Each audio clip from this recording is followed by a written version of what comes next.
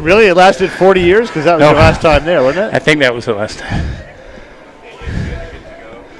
Okay, so they can hear us and everything's good? Okay. So when do you want us to start talking?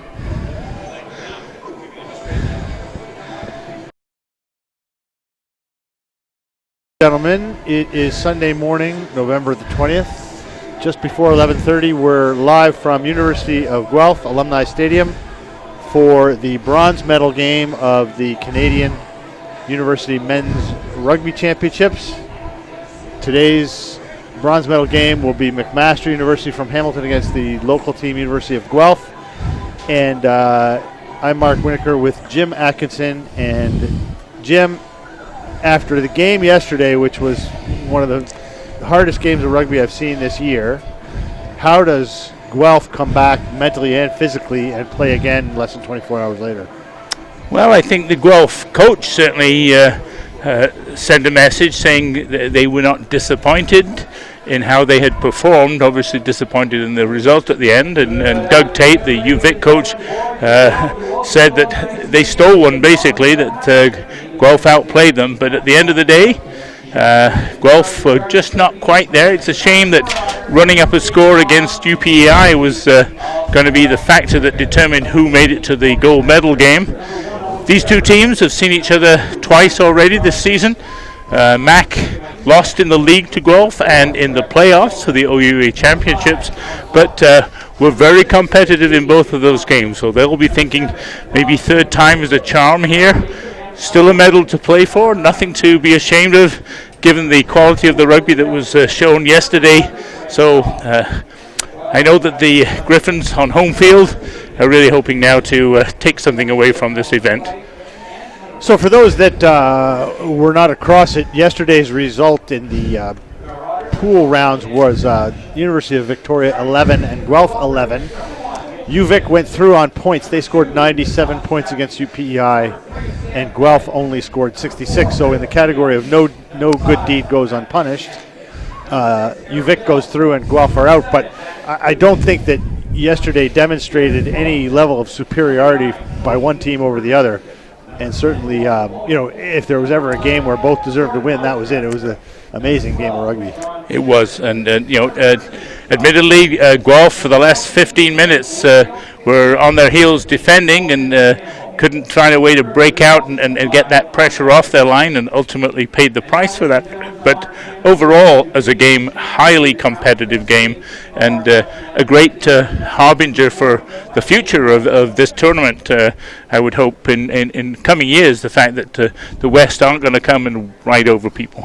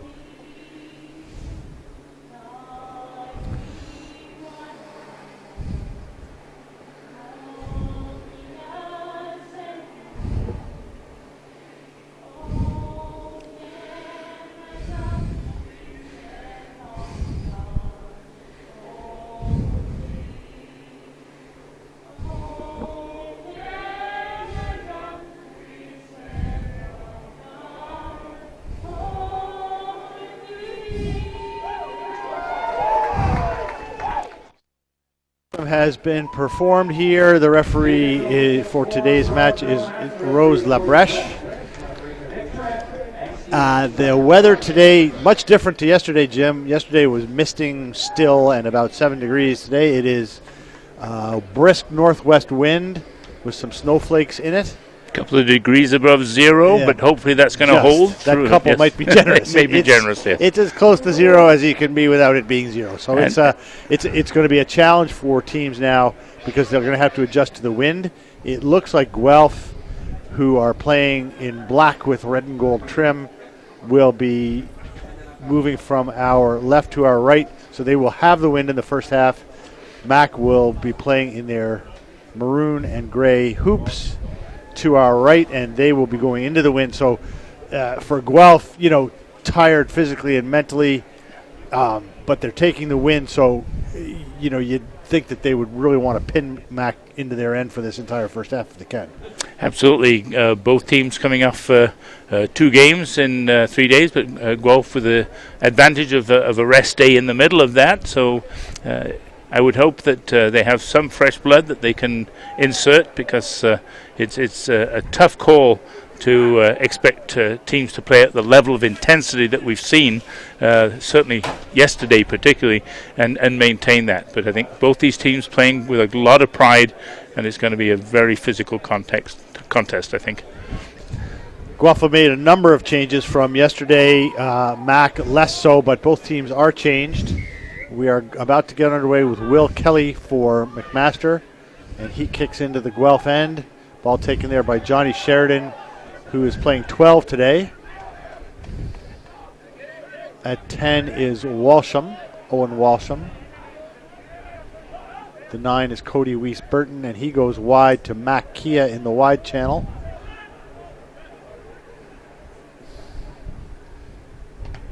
Guelph's first kick for touch is charged down, and that will be a 22. Fortunate bounce there off pressure by the Mac team. Could have gone anywhere. They're going to have to be very careful about their kicking game. They do have the wind in this half, Guelph, so you might expect them to go to the foot more, but it's got to be a little more better judged than that was. Yeah, he didn't even look like he was in the right position. His feet were turned towards the touch line. It was a bit of a mess. Sheridan's long 22 bounces down to Redgate at fullback. He takes it up hard to about midfield. Kelly.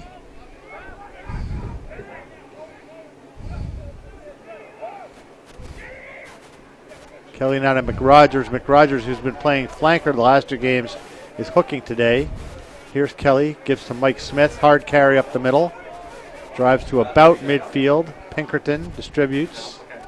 Here's Tyler Gagne with the quick pass to the wing, which is mishandled, and a scrum to Guelph. Game's first handling error after about 2 minutes of play. It would be unwise to judge the McMaster performance yesterday against UBC on the final score alone. They were very competitive for many phases of the game. It was just a war of attrition in a sense, and UBC capitalized on field position more effectively than McMaster did, but certainly a very workmanlike performance from the Marauders yesterday. Yeah, they hung in there. They were 10-6 down just before halftime and leaked a couple of soft tries just before the half, and that pretty much undid them. The Mac scrum absolutely blows Guelph up, which is surprising, and wins the ball easily against the head. Running to midfield, Pinkerton to Kelly. Kelly in the wide channel. A little dart forward there from Mac. Pinkerton again, Kelly. That's Connor Bott, the lock, driving up towards his 45. Mitch Richardson distributes. Guelph's defense is in the right place, as they were in much of yesterday's game. Here's Richardson, inside line to Mike Smith. Smith carries up towards the line. Now Kelly on the swap wide. The winger was pretty close to the defense there and is taken down just short of midfield. Richardson running through the phases. The pass was adjudged to go backwards. Here's Redgate trying to get through the gap, and he has done to some extent. Went to Jamie McNaughton and offloaded. Guelph again stops that. Here's Redgate. Sullivan working forward. Pinkerton at the base. Kelly to McRogers. So they've had lots and lots of possession and many, many phases, but not breaking through. Now here's McRogers. He gives on the inside to Richardson, but the ball is knocked on. I thought that went off a Guelph hand, and so did both McRogers and Richardson. Seemed to be tipped backwards before it got to the McMaster player. Yeah, so McRogers took the hard line. It looked like he was held in the tackle, but apparently not, and got up and just kept going. So it will be a Guelph scrum 35 meters out from their posts. They did not hold the Mac weight the last time, a little surprisingly, because they scrummed so well against UVic yesterday, but see what they can do here. And again, a shove by Mac, although Guelph has won it pretty cleanly. Here's Sheridan doing what we thought he would do, which is kick it long, but unfortunately cooked it a few degrees too hot, and it's out on the full. Just a touch too warm. But the sort of play you would expect, given the wind in the first half, use that. They've barely been in the McMaster end of the field this far, despite the wind at their backs. So hopefully more judicious use of that wind is going to be a factor for them down the road. So with 5 minutes gone, certainly Marauders have had the major part of the play, and they penetrate again. Gagne, I think they're going to call a high tackle. I saw the handout, and it is a penalty up. The signal is that it was a high tackle, and I think Mac will go for posts here. Hard to say. Looks like an injury. I think that was Gagne cutting through and got hit pretty high, and possibly some blood there. No card or even warning on the play, but something that you have to watch out for in these short games. You can't afford to be playing down a man for any period of time at all. So he is going to go off for medical attention, obviously cut. There were a number of cuts yesterday. Guelph had a big head clash with their captain Blake Aram and Graydon Bowd from UVic, and both those players went off. You can see clearly that there's blood on the bandage that Gagne is holding on his head. So into the game now in reserve for Mac, as it says it's David Katashvili.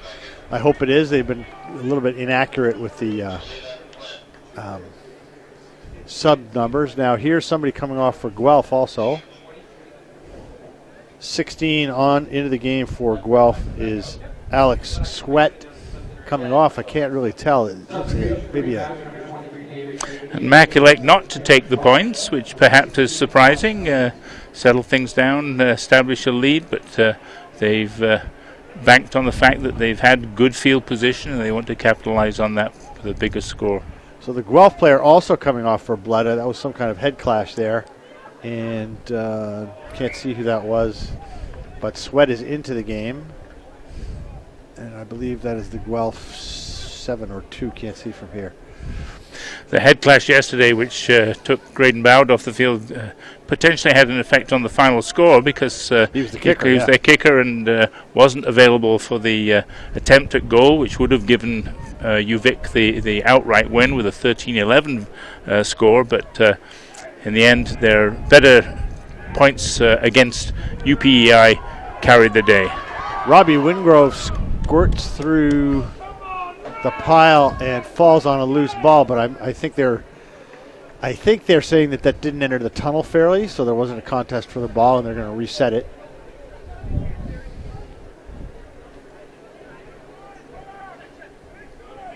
So far, Mac looked the sprightlier side, Jim, and you would think that. I mean, Guelph's game was just such an intense physical and mental battle. Had to be mentally draining as well as physically draining. To lose on the last play of the game after they didn't lose, but essentially lose their place in the final on that one play was crucial.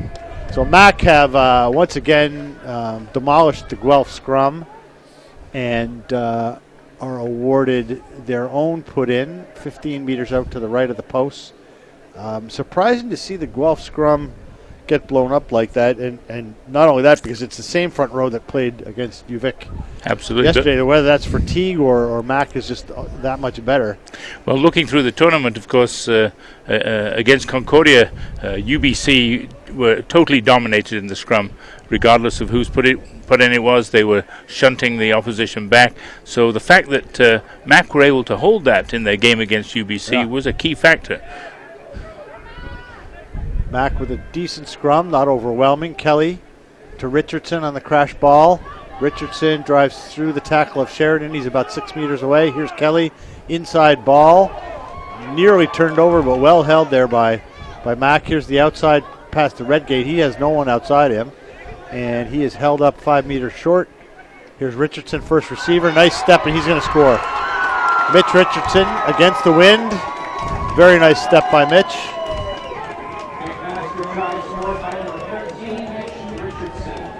Gives Mac a 5-0 lead against the wind, but not against the run of play. Not at all. Gut check time, I think, for the Griffins. They really haven't been able to establish themselves in this game at all. So with almost 10 minutes gone, by the time they restart, they're going to have to really use the wind, establish some field position and convert that into points. So in the end, the reluctance of the Marauders to take their shot at goal has paid off in a try and a potential 7-point lead. Just setting up now for the conversion.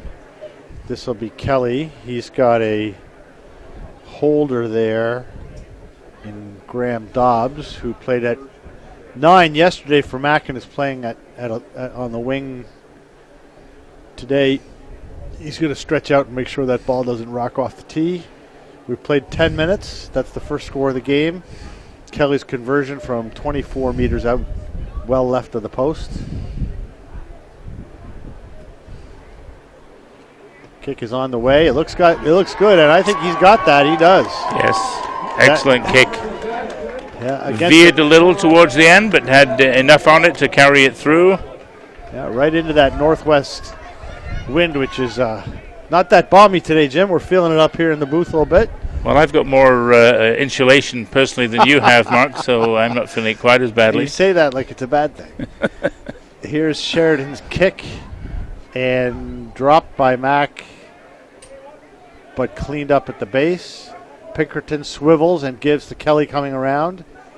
Kelly's tackled after a few meters. Pinkerton to Smith. Smith up over the gain line. Pinkerton again. Richardson. McRogers. Messy situation there. Advantage being played for McMaster. Yeah, arm is out from referee Labreche. Smith barrels up over the gain line. Pinkerton, Kelly, swap pass Richardson.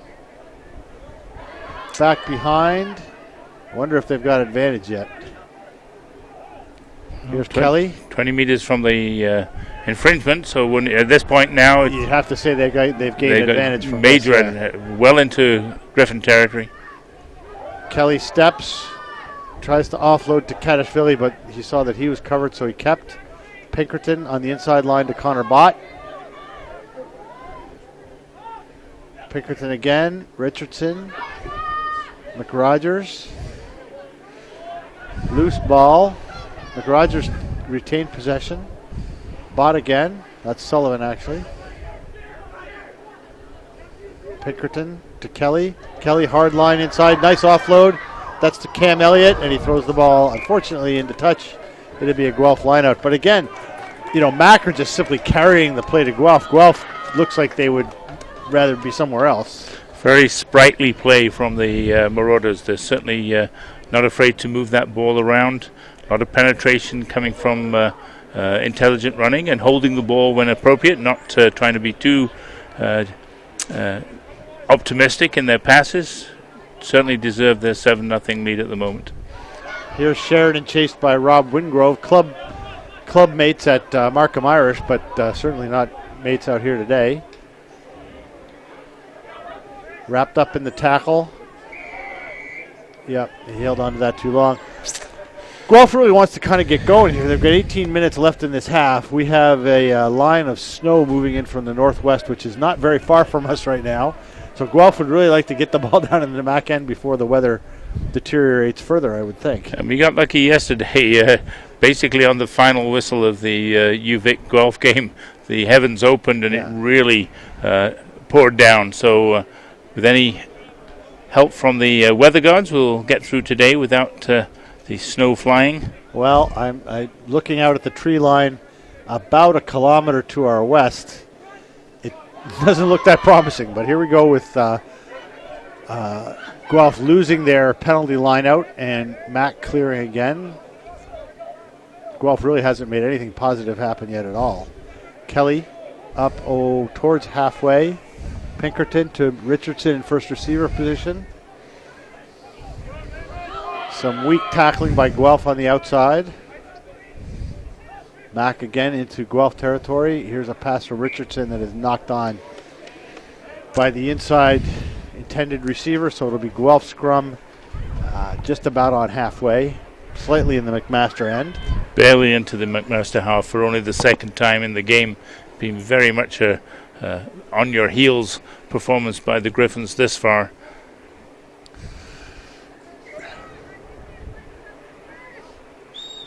We've got another Guelph player heading for the touchline, and they didn't come into the game very healthy. I know Coach Corey Hector was scratching some names onto the list pretty late on into the warm-up, so I don't know what they're doing for reserves. Into the game is number 20, Simon Laughlin.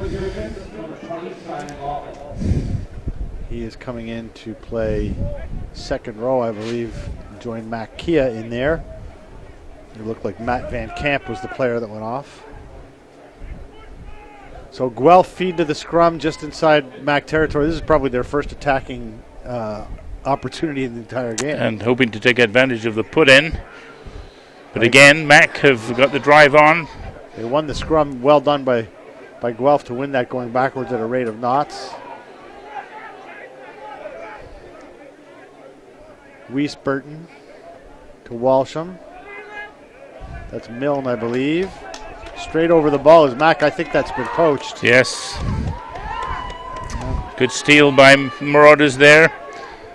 A little quicker to the ball. Still in contention. Still an active ball. Blown up and I think a little fortunate there for the Griffins to get the scrum out of that situation. Mitch Richardson was straight over that ball in real good, strong body position and held on to it, but then couldn't get to ground fast enough to give his team a ruck opportunity, and Guelph holds it up. Be a scrum. Some snowflakes, which we saw coming, are starting to drift into the stadium now. I think that was dandruff, actually, but I may be wrong. Well, Jim, now speak for yourself.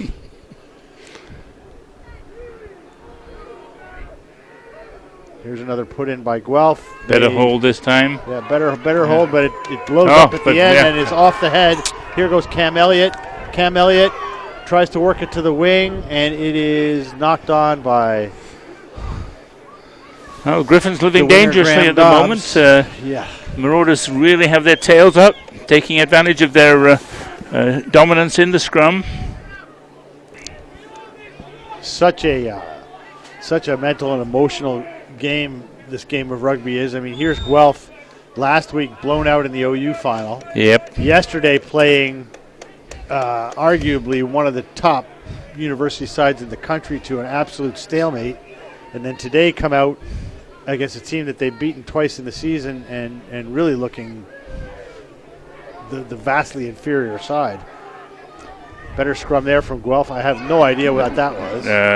The number 8 picked it up and passed it forward. So to the scrum half, exactly. As you would have said back in the day, what is he playing at? Here's Katashvili for Mac. Smith flattened about 10 meters from the goal line. Kelly to Richardson. Richardson steps through one tackle, still going. Taken down about 7 meters out. I think that's Elliott on the hard inside line.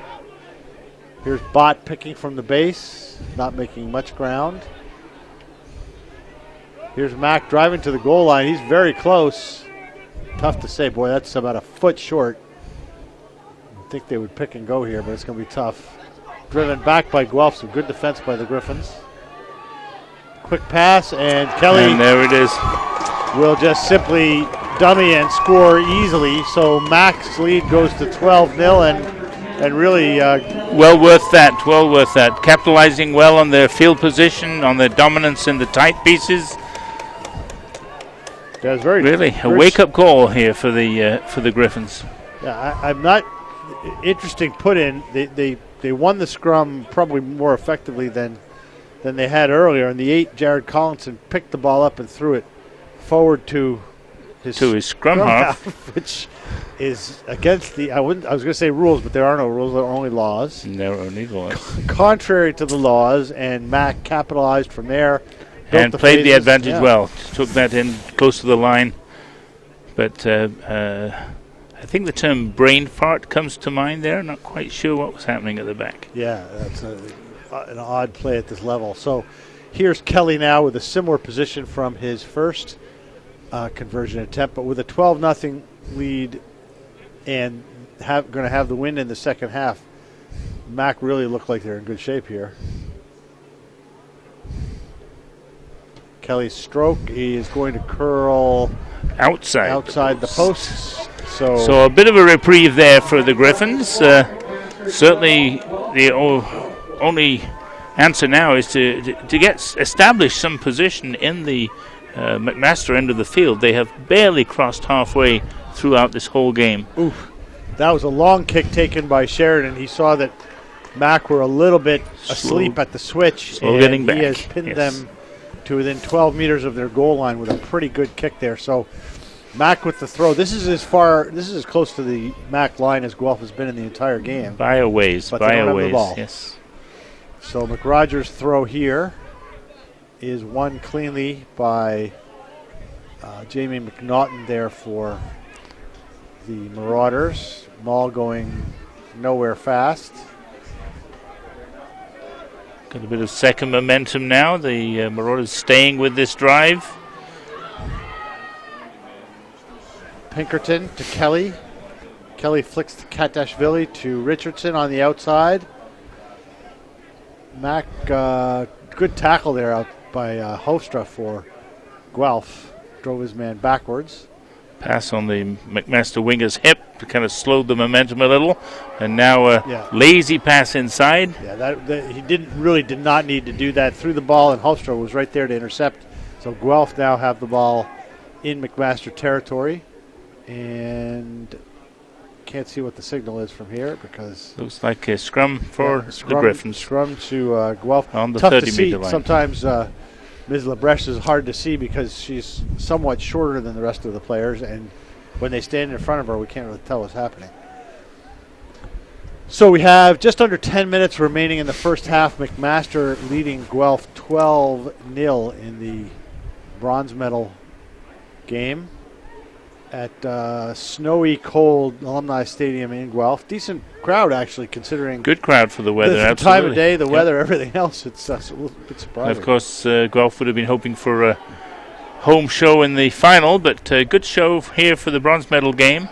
Nice little dart from Walsham here. He's broken the gain line and got Mac on the back foot. A quick recycle would be helpful. Here's Sheridan. Weiss Burton again. Sheridan again standing at first receiver. He's going to try and go inside out against Katashvili, but is dragged down about 25 meters short. Weiss Burton, Walsham. That's, I think, Kia. Hard to tell.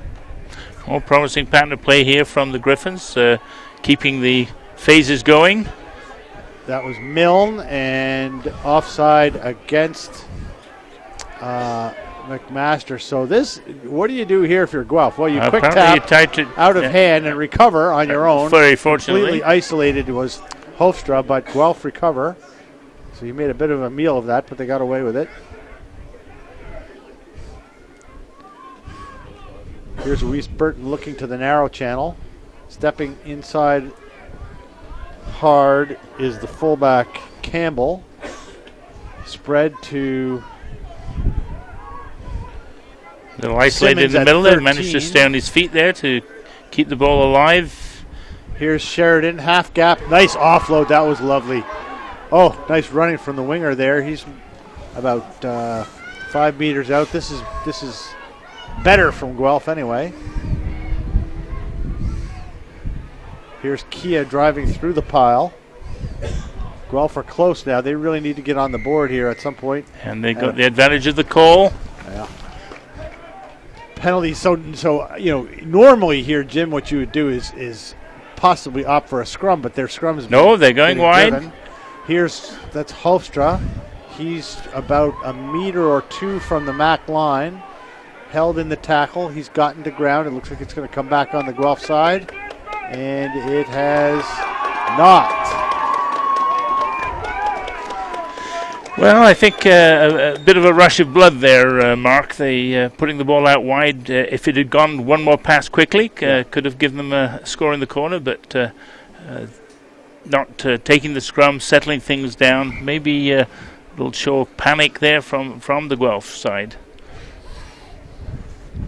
Even a kick a goal, 3 points on the board to start to nibble away at the gap with the half running out fairly quickly now. 7 minutes to play. Probably thinking that 3 isn't good enough. They need to go in even closer on the scoreboard, but didn't work out. So it'll be a McMaster scrum in the shadow of their goalpost, as they say, 5 meters out on the right hash. That's the first time that Guelph has actually looked interested, Jim. Absolutely. They seem to get a little bit of a spirit there. But again, I think you start to play a little desperately when the clock's ticking against you. And the 2 scores for McMaster certainly reflect the overall pattern of the game thus far. To come away with no points from this situation here, I think would be a real blow for the Griffins.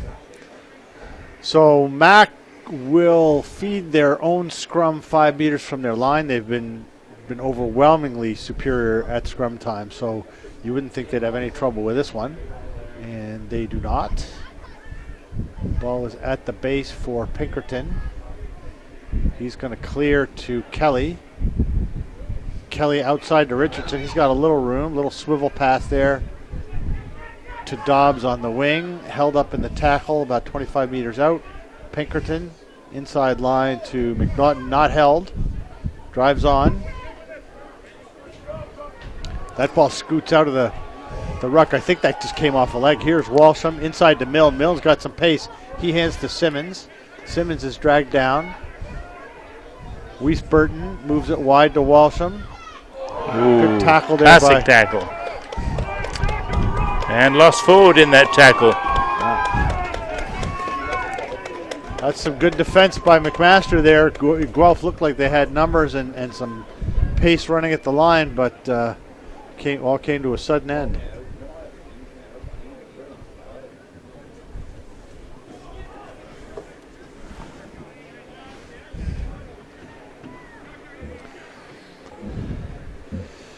So we have 5.5 minutes remaining in the half. Mac leading 12-0 against the wind, but certainly much deserved.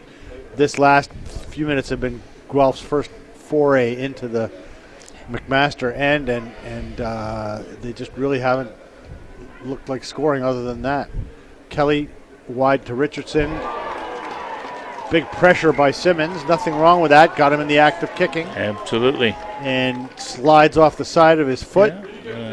Rob Wingrove didn't like it and went in to tell Simmons he didn't, but there was absolutely nothing wrong with it, Rob.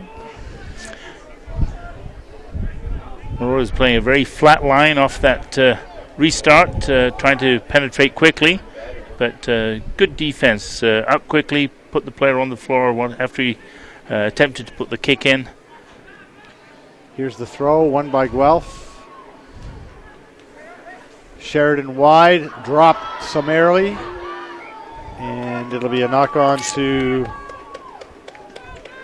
McMaster.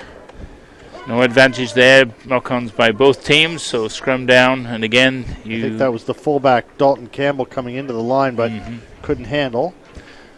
Have to be thinking that with their dominance in the scrum, this is an opportunity for McMaster to move further down the field out of their danger zone.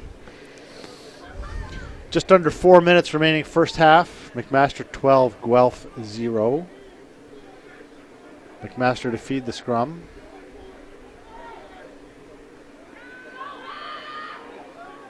Long pass, Katashvili, I think, steps. Nice little step through the gap. Offloads to Kelly behind him.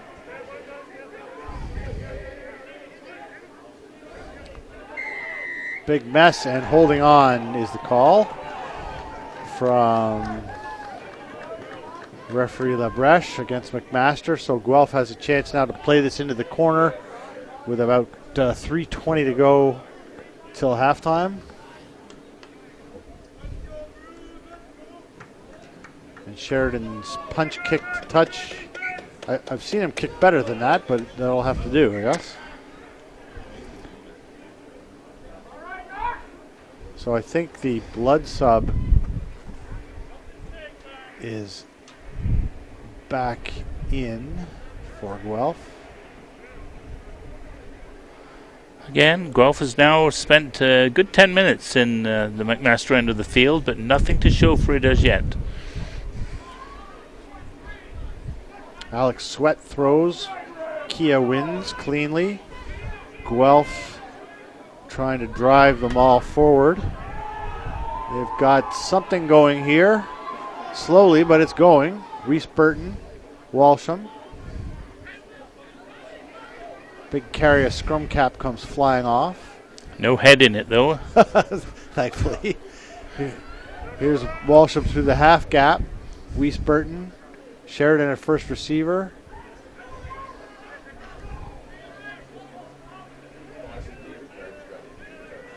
Here's Milne. Milne driving up. Milne, the architect of Guelph's try against UVic, of course, yesterday, which gave them some real impetus early in the game. That is a messy ruck. I have no idea what's going on there, but Mac have won it. Bott goes for a little bit of a run. Here's Pinkerton clearing. Smith on the hard inside line. He gets wrestled to ground. Into the last 2 minutes of this half. Here's Sullivan. He loses it. Flies backwards to Pinkerton. To Kelly. Katashvili. Katashvili stuffed there by Simmons. And it is a knock on.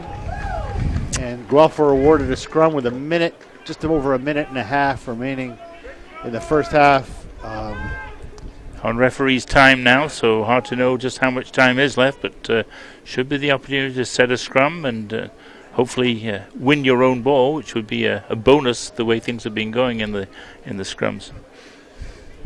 So Guelph, really, you hate to say need because the game's never over and you never know what's going to happen, but it would really help them to get some points on the board playing with the win. Playing into the win the second half with a 12-point deficit is not what you'd want. Guelph does win that scrum, picked up by Laughlin at the base. Here's Sheridan, nowhere for him to go, and he's driven backwards in the tackle by Katashvili. Reese Burton, that pass looked flat at best. At best. Reese Burton to Hofstra on the inside line. He's been full usual, of running. Hofstra, jinky run.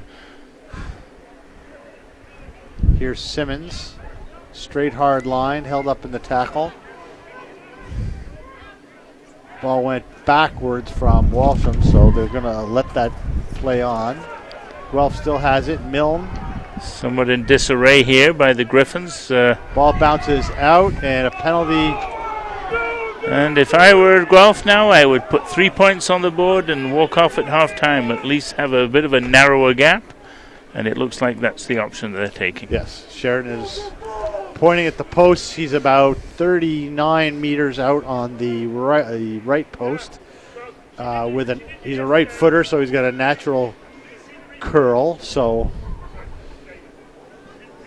this is a makeable kick.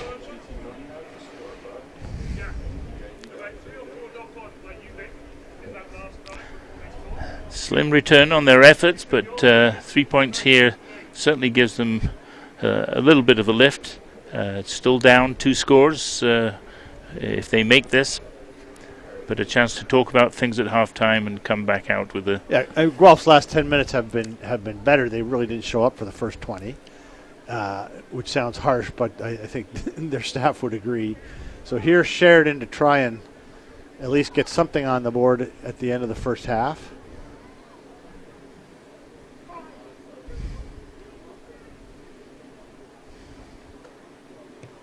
Got the leg. And it is got good. the distance. So at halftime, the score is the McMaster Marauders 12 and the Guelph Griffins 3. Well, I think overall the Griffins should feel pleased to be only down 9 points at this stage of the game. They were distinctly outplayed for the first 15 to 20 minutes of the game. Really didn't offer very much at all in the way of offense. Got a little better established in the tail end of the first half and walk off with 3 points to show for that. But still everything to play for. There'll be some tired bodies at the end of this tournament, but for 30 minutes, you just got to pretend that didn't happen and get your act together.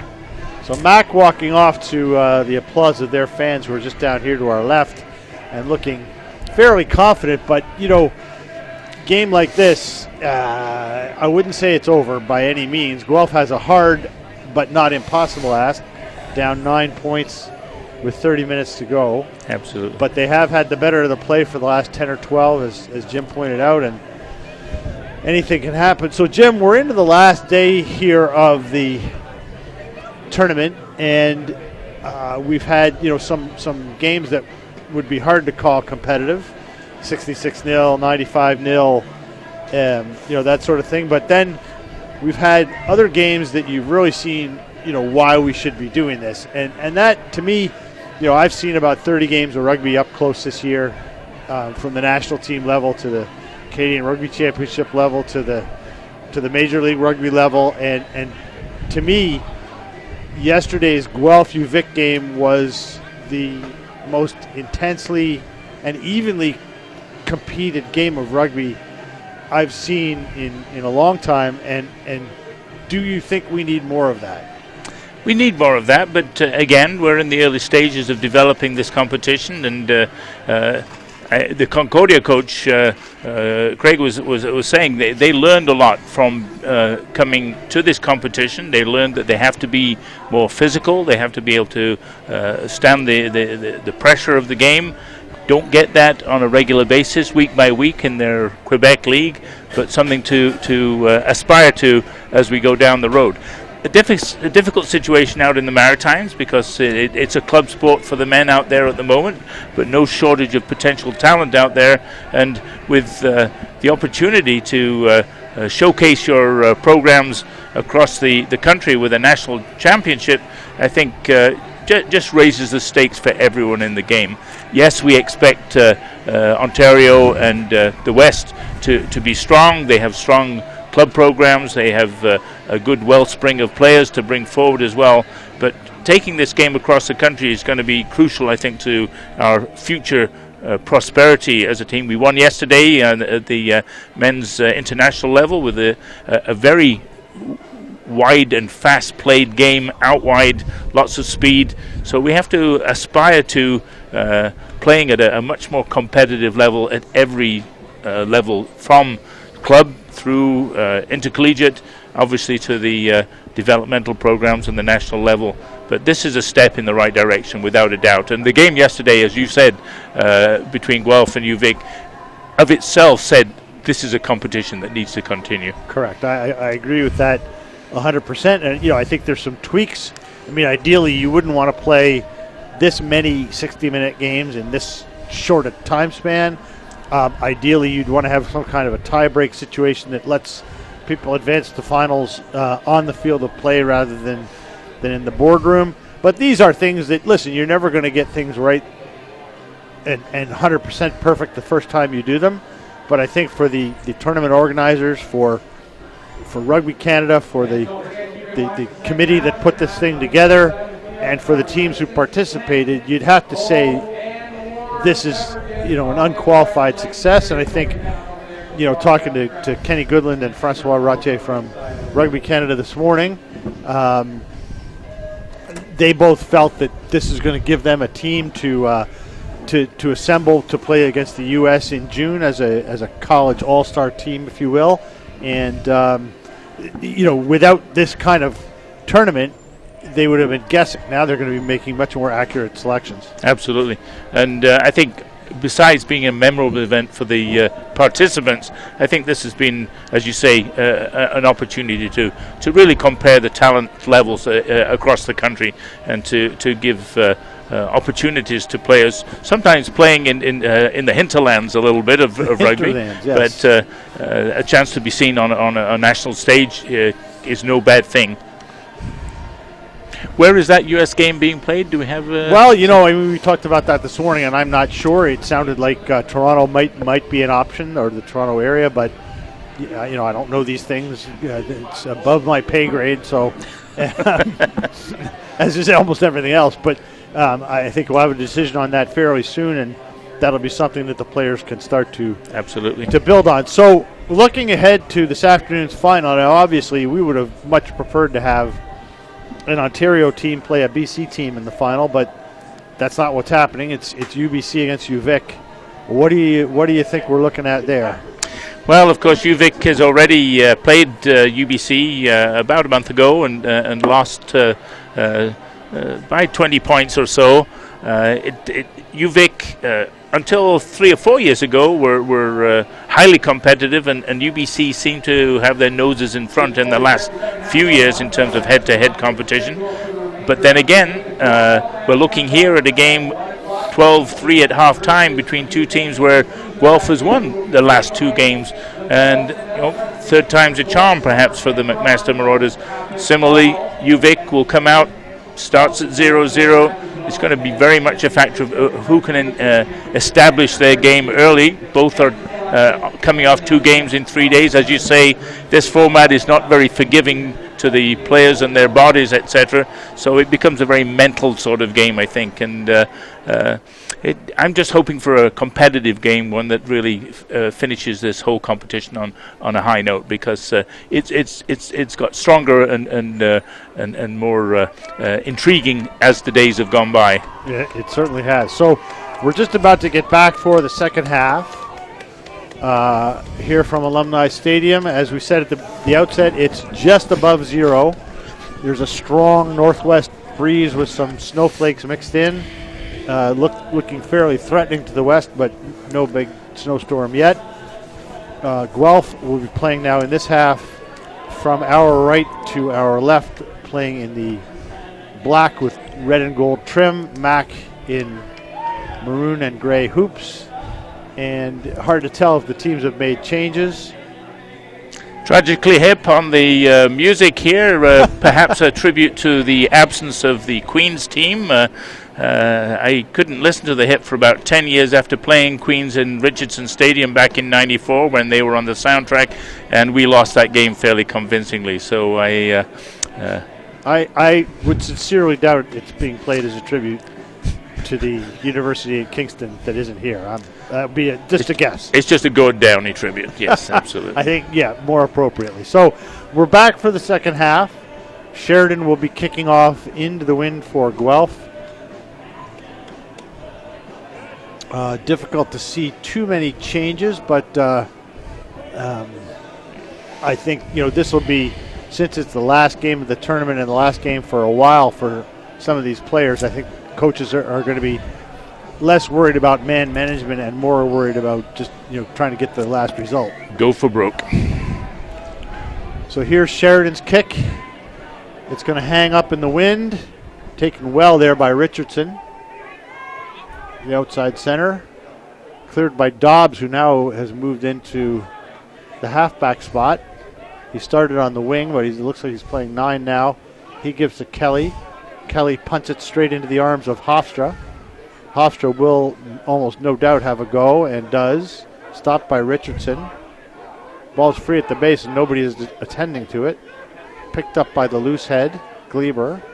And a penalty there against Mac. So not how Mac wanted to start the half, but certainly Guelph will take something out of this now, because they can put immediate pressure on McMaster from the penalty. But clearly Mac are intending to use this win now that they have it with that kick from the restart. Not a particularly effective one. So this will be a a Guelph throw, rather, at inside 30 meters.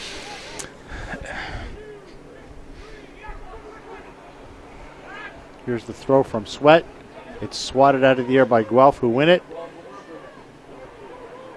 The around to Hofstra. Hofstra's through that gap, and he's got a chance now. Steps on his right foot to come back inside. Is tackled about 20 meters short.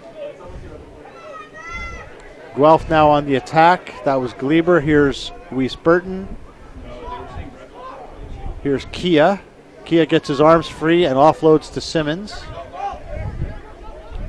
Simmons moving forward, taken down. Sheridan again. Inside line to one of the tight 5 forwards. Weiss Burton to Douglas. Scrag down. Guelph trying to build some phases and open up the Mac defense. Here's Laughlin. Laughlin steps out of one tackle and picks up a few meters. Sheridan again. Simmons steps. Guelph still playing around the same place as Hofstra was first tackled from his burst. Milne.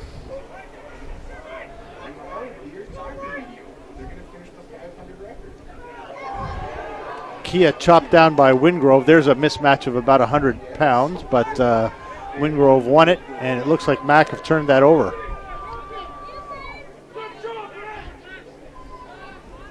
Dobbs deep to Redgate, punts long down the middle of the park. Taken by Campbell, and he moves it. Here's Guelph again at midfield. Quick hands. Got a player loose. That looked like Milne, and I think he stepped into touch. So some progressive play by the Griffins now. Obviously got some spark from the coaching talk at half-time. They've come out throwing the ball around, moving, establishing themselves very much like the first half. McMaster against the wind, keeping the ball in possession, moving it down into the other half of the field. Still have to convert that into points. Here's the throw, won by Mac. Dobbs is scragged at the base hard, loses the ball, but it goes backwards to Kelly, who cleans it up. Mac driven backwards in the tackle there. Dobbs going to have a little dart on the blind side, throws the ball awkwardly to his winger. Ball still alive. And it No not end sure. to touch. It's either knock on or throw to Guelph. It looks like they're signaling a Guelph throw in. Giving the scrummaging probably a better situation for the Griffins. Well, the touch judge has his flag up and his arm indicating a Guelph throw. And Mac were walking away with the ball, not really too sure. So here we go with a Guelph throw.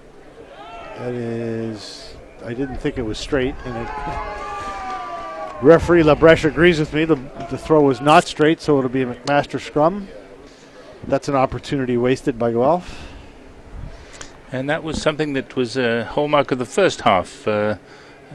Set pieces, McMaster have dominated in the scrums. Certainly been more or less 50 in the lineouts to this point, but without the ball, the Griffins are going to have a long second half. We've played 5 minutes of the second half. The ball has been in the McMaster end for almost all of it, but it is still 12-3 McMaster. Here's Dobbs to Katashvili, back inside to Kelly. Kelly's dragged down. Dobbs gives again. This is Richardson stepping hard, taken down. Dobbs to Smith on the inside line. He's a big unit, and he crashes a couple of tackles. Dobbs again. Here's Kelly. Slams it long. Pretty good tactic. Past Douglas at fullback. Or Campbell, rather. And that ball is going to go dead for a 22. That's out.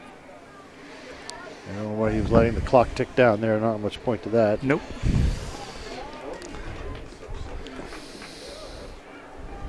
That's Campbell, the fullback. Now, hoping for the scrum back, and that's the situation as well. Although Guelph delayed in the pickup, the ball was on the back end of the in-goal area. And just for clarity for folks watching, the in-goal here in Guelph, the football in-goal is longer than the rugby in-goal. The rugby in-goal ends where there's a slight white stripe at a post.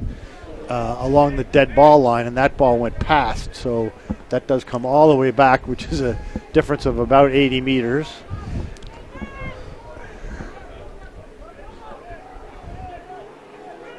So here's Guelph scrum. Again, pushed off and taken off the head by McRogers for McMaster. Elliott picks up, and Dobbs will clear from the base. It's out. He's a little indecisive there, going for a half break. Not sure he had an idea there. Ball's up to halfway. Little chip through by Kelly. That's going to be, that looked like it was going straight out, but it caught grass or turf, and Guelph will have the throw. A lot of distance off that ball, but certainly a feature of the game so far has been the inability of the Griffins to control their own scrum. Losing against the head is a real gut check time. Cardinal sin. Absolutely. Here's the throw by Sweat. One, but McMaster are going to be penalized for illegally closing that gap, it looks like. So Guelph will be able to kick the ball into the McMaster end once again, except that Sheridan takes a quick tap and moves it to Milne. Makes a good run through the middle. Is lifted by Wingrove in the tackle, but wins the ball back.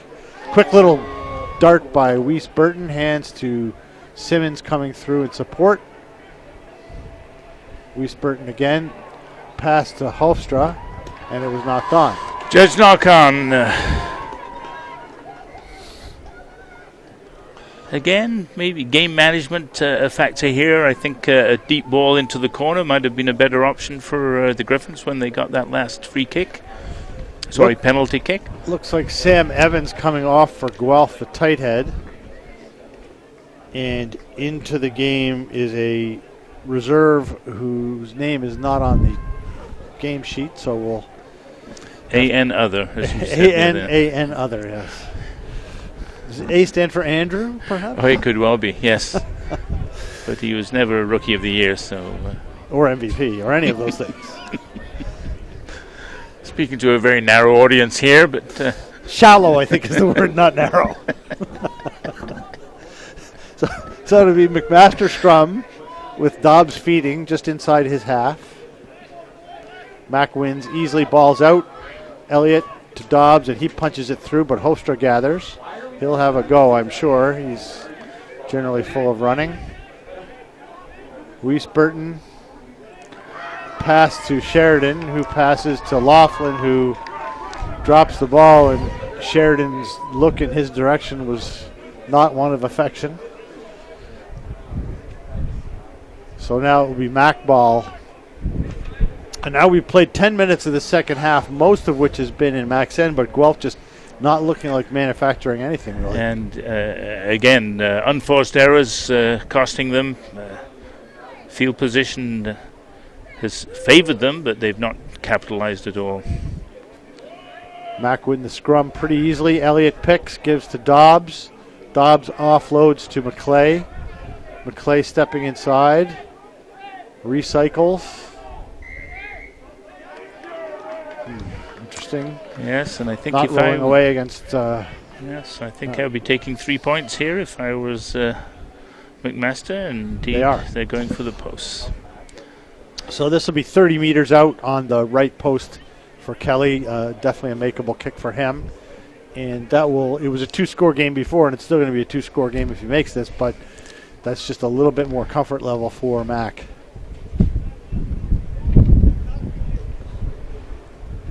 And that breeze is stiffening here. That balmy breeze howling out of the northwest at a pleasant 60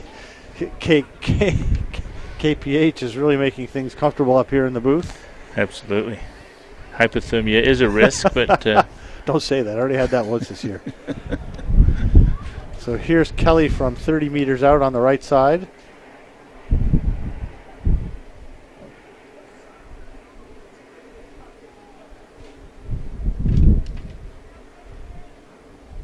With Dobbs holding. And the kick is good. It is good.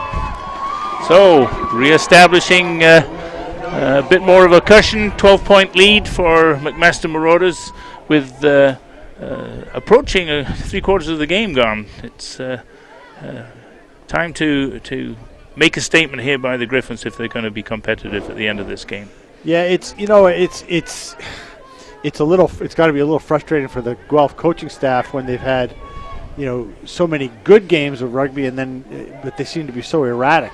Losing in the OU final pretty heavily, and then coming out yesterday and playing, the game of the year against UVic. It's got to be hard for them to know which team will show up. So here's Guelph with Sheridan moving it wide.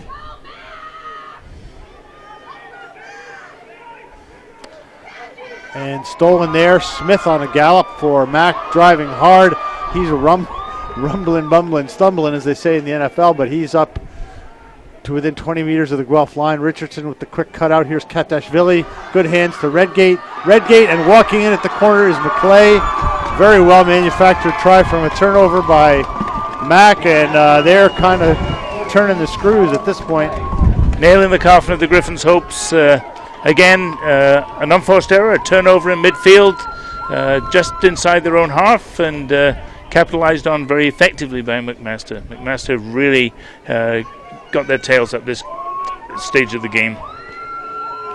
Well, that takes them to 20 points to 3 with the conversion to come from Kelly, and now a 3-score game, and considering they haven't scored once, it's it's hard to see Guelph coming back from.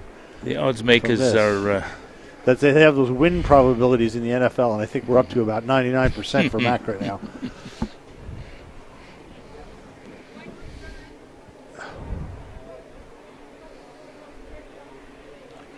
And the Mac bench all just went for a run, and I would think at this point, if I'm Coach Dan Pletch, I'm going to get all these guys in and let them have some fun. Here's Kelly's kick, and it is good. So McMaster now leads Guelph 22-3 in the bronze medal game. And despite Guelph finishing ahead of Mac in the standings and beating them twice in the season, it doesn't look that way today.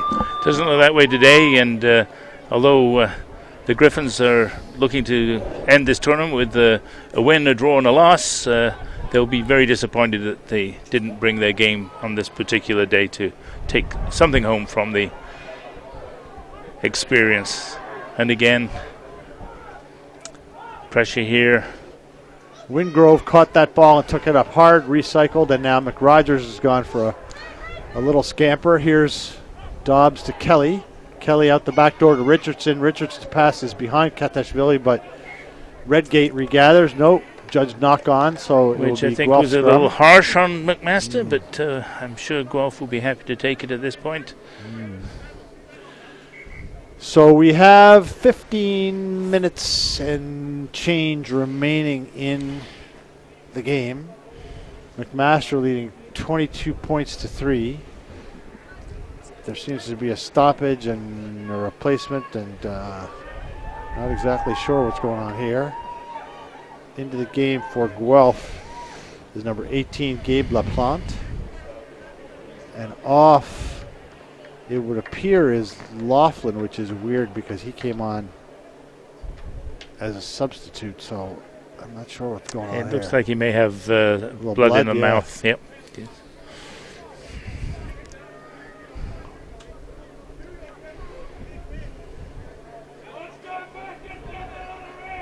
So he's coming out. He's got an injury to his jaw or mouth area, it would appear.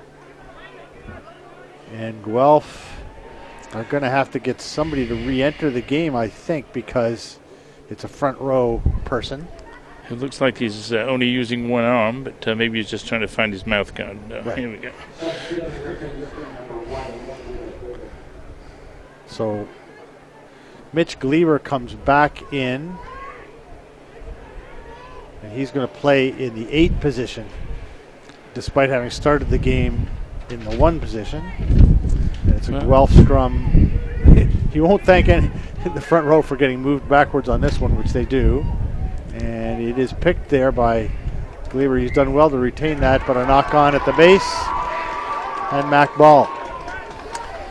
Well, Comeback of the Year award is hanging on the edge here, but certainly this inability to hold their own scrums has been a major factor in this game. Well, and you know what? I've seen nothing indicating a comeback. So as yet.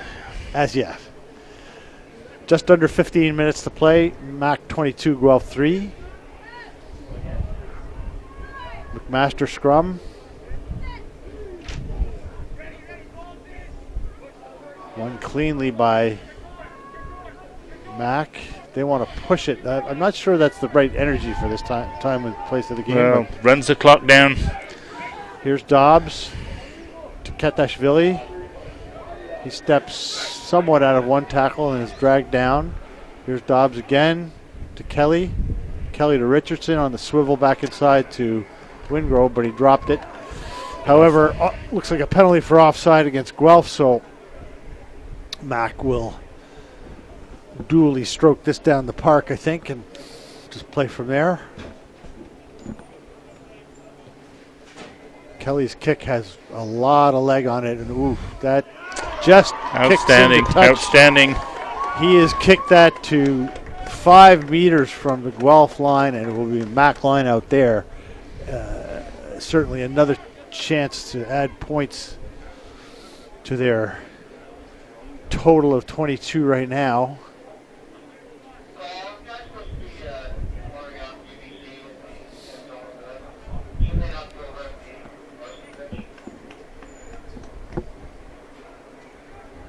So here's McRogers' throw, gathered and driven on by Mac. They look dangerous here. Looks like a steal potentially. Oh. Nope. Piled back. Griffins did a good job to pile that one back. Here's Katashvili, and he is stuffed by Milne. Dobbs at the base. Smith bounces off one, bounces off two, driving hard up to 5 meters from the Guelph line. Arm out from referee Labrèche, playing advantage. Richardson quick ball into the corner, driven into touch, but they'll come back for the penalty. And Guelph are in a whole heap of trouble here. Down by 3 scores. Referee talking to John Sheridan. 12 minutes to play.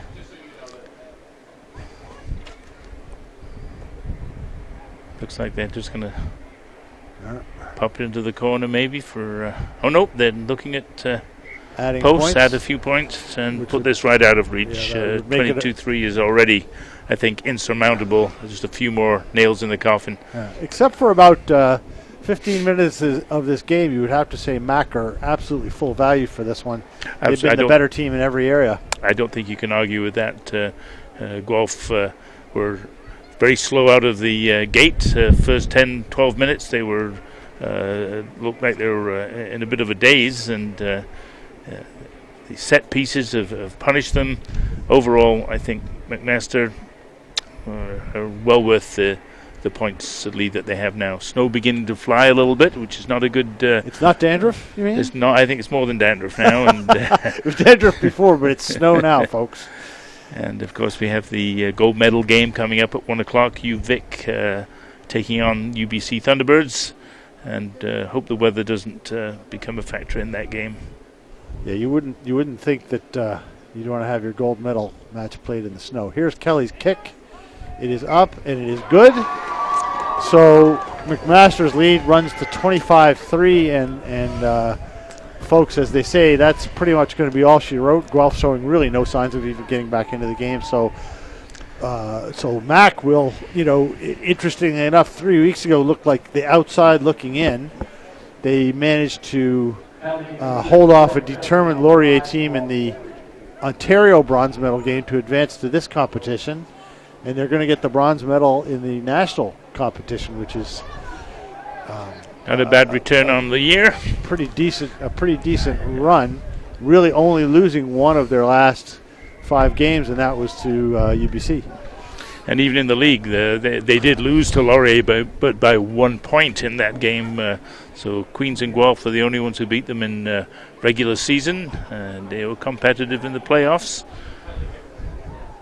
which is a good sign for Ontario Rugby, that we do have teams that are able to compete at that level, although Queens did run away with the final 34-26 against Guelph in the league.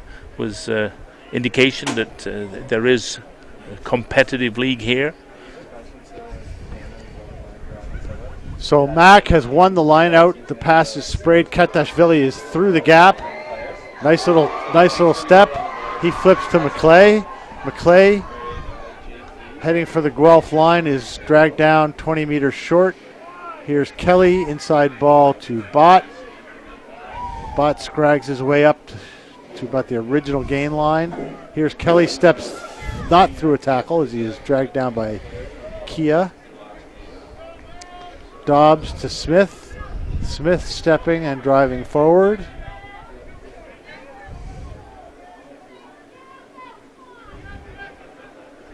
Mac playing most of the rugby now as the snow starts to thicken, and here's Smith stepping through a poorly minded post and inside to about 10 meters from the Guelph line. McRogers.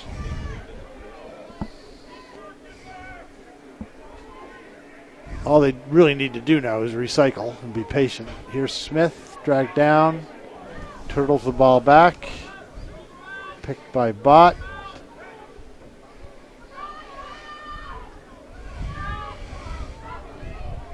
The snow making it it's a little less helpful in picking out the numbers. We can still see what's happening. Mac is driving forward. Right under the Guelph post, still in possession. Another score by McMaster here is going to look a bit embarrassing on the Griffins after what has been a successful season in general. Mac picking and going, just happy to burn the clock and run through the phases. Get inside for some hot chocolate and appropriate beverages. Here's Dobbs. Kelly steps, lost the ball, and it is turned over. So Mac did run, a couple minutes off the clock there, but turned over the ball to Guelph with just over 8 minutes left, and Guelph about 90 meters from the McMaster try line. Down to a right, you see UVic warming up, getting ready for their game against UBC. You can only feel, Mark, that the batteries were run pretty low yesterday with the last 10-15 minutes of the UVic game that the Griffins played. They simply haven't had the starch today, I think, to be competitive. Sure, they're missing 6 starters. I mean, not making excuses, but that was always mentally going to be so hard to come back from, one of the best games of rugby in this country this year, and to try and duplicate that effort less than 24 hours later is a big ask. Absolutely. Yeah. So Guelph has won the ball and are advancing out of their territory.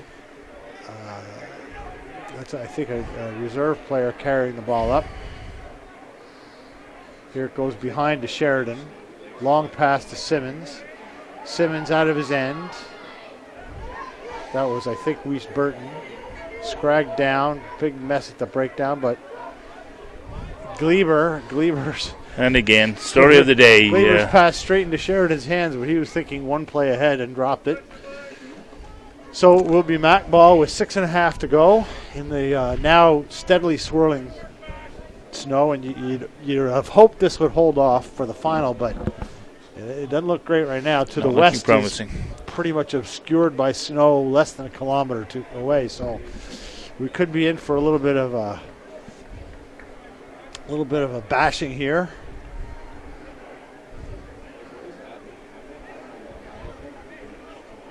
So McMaster leads Guelph 25-3. They are on the way to the bronze medal. And UBC and UVic will decide the Spence McTavish trophy in about 40 minutes from now, I believe. 20 minutes from now. Pass to McClay. Steps inside, is driven down by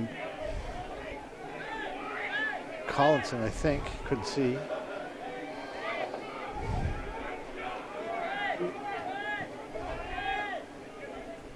Dobbs, Smith, who's had a number of pretty powerful carries. Dobbs again. Kelly, inside ball. He tried it to McRogers, but it went to ground there. And the visibility is, how can we put it, not improving. Is that the politically correct way Somebody to say it? shook the snow globe in the last few minutes here. Yeah.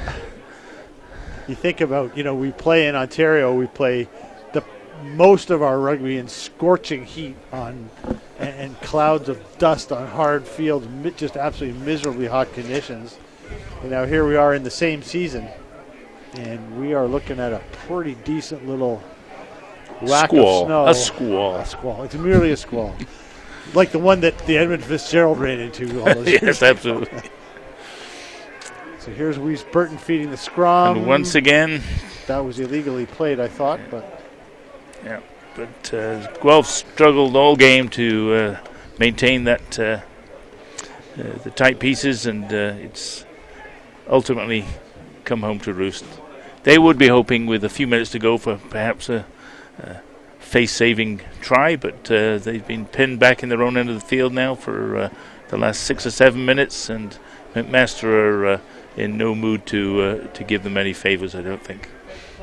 So there's a rumor of a rugby game down below us. It's getting harder and harder to determine. Guelph did win that scrum, albeit backwards at a rate of knots, and they still have possession. A little dart forward there at the base. Pick and go is not going to win a 22-point deficit. Here's Sheridan chipping through, but McClay gathers. He's dragged down. Dobbs to Smith again. He's got to be the leading ball carrier in the second half. Here's Dobbs again to Kelly outside to Katashvili. Katashvili working his way up the far side. Real tough to see from here exactly what's going on. Looks like a penalty against Guelph for side entry. Quick tap. Not back 10, I would say. So that's going to be another advantage to Mac. Back deep. Kelly tries the drop goal and sprays it wide of the post, but they'll come back for the penalty. So there was a free shot at goal there, given that there was a delayed penalty waiting to be called. And so yeah, we have the snow starting to accumulate on the pitch, which is unhelpful. Yes, hopefully that's not going to affect the footing in the gold medal game, but temperature's been dropping for the last little while. We've had a real Ontario mixture of weather through this week. Wind and warm with rain, then sun and moderate, then mist and no wind, and now today started off sunny, but the snow has set in. And we have Will Kelly going for posts with 2 minutes left. More of a strategy to run down the clock than anything here. The points mean nothing at this stage. McMaster ready to take the trophy, or take the medals for this bronze medal game.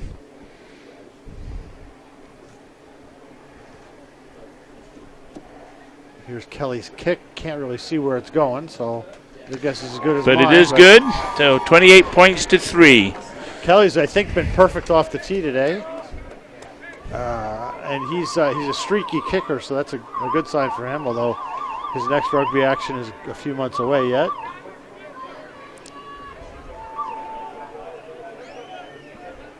So Sheridan now to return the kick. Mac leads 28-3, a very convincing win, and really, except for a couple of minutes, they've looked in control pretty much the whole way. Absolutely. Big knock on there by Mac, and Guelph will set the scrum now. Into the last minute of this game. Probably the last play here. I'm happy for my winter jacket today. Absolutely. There's a dog sled waiting for you at the back door, by the way, so you should be able to get out of here. And the dogs, when do they get here? They're over at OVC being spayed. I'm pulling it or I'm riding on it? You're the lead dog. Thank you, Jim. So, probably looking at last play, 27 seconds left on the clock, Guelph. And that is a messy scrum. It's going to be reset for Guelph. Snow is literally pelting down now, I would say. It's settling quite nicely. And folks are still sitting here in the stands despite that. Very fortunately, we have not much of a break between games. We're going to have about 12 minutes before kickoff of the UBC UVic game, which is just enough time to clear the snow off your coat, and that's about it. Mac has reversed that scrum, I believe. And maybe that's the end of the game? Yeah, I'm not really sure what's needs to be gained now? by actually resetting this scrum and playing it. Time is indicated as being out on the scoreboard, but of course it's the referee's discretion as to when the game is over. And unless they've invented a way to score a 26-point try, I think Guelph's done and dusted here. Mac, congratulations to them. An excellent performance here on Sunday in the bronze medal game. And for Guelph, well, they could take certainly yesterday's game out of this tournament, but they'll be disappointed with this one.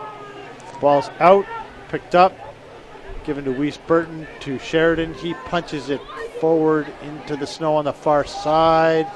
Guelph have it and are going for a run, I think. That's a long way from here in this weather. Guelph are recycling.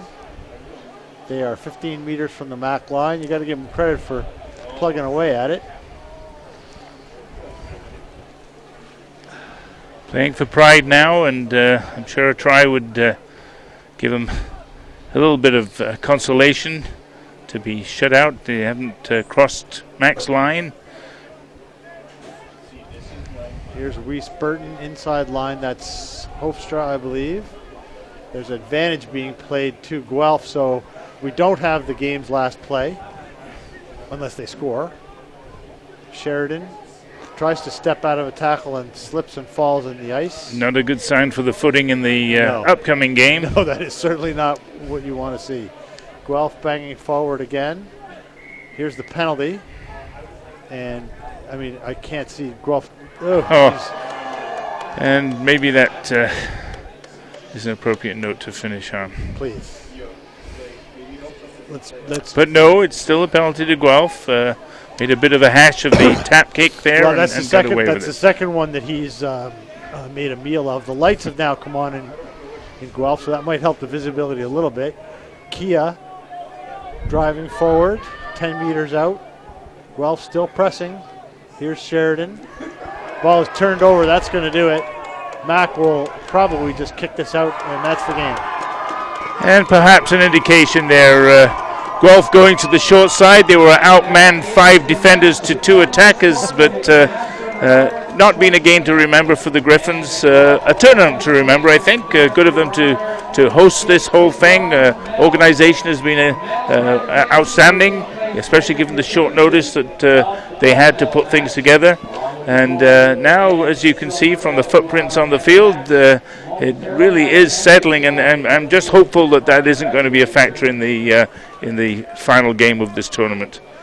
Well, yeah. So, you know, a sort of forgettable bronze medal game for the Griffins. For Mac, they'll take a lot of momentum out of this for the season coming up in 2018. And, of course, you know, a lot of these players will get other opportunities to play in games that are not with their university, with their club, with their provincial side, possibly with the semi-pro team being formed here in Ontario. So, you know, they got to feel good about that. And for Guelph, well, you know, it's one game, and they'll probably look at the UVic game as the pinnacle of their season. And, you know, Mac, this isn't an aberration. In the last 15 years or plus, they've been multiple winners of the OUA title. Under Phil White, the program really showed its mettle just coming into the 2000s. They produced some excellent players. Of course, all-time cap leader for Canada, Aaron Carpenter, a product of their program, the Pletch brothers. It's been a program which has fed into the national program, and again, that's something we're hoping this will lead to, much more of that in the future. Well, that's right, Jim. So that'll wrap it up here for the bronze medal game. I guess we've got not a long time. It looks like about 8 minutes until kickoff of the gold medal game. So, Jim, thank you very much for an enjoyable few days and afternoon, and we'll look forward to the gold medal game coming up. Thank you, Mark. Your job is not done. You're going to be joined, of course, by Dave Neal to do the commentary for the final game, and hopefully the snow seems to be slackening, wind still blowing, but rugby players can handle anything. Well, they're going to have to. So thank you, Jim. We'll see you in a few minutes.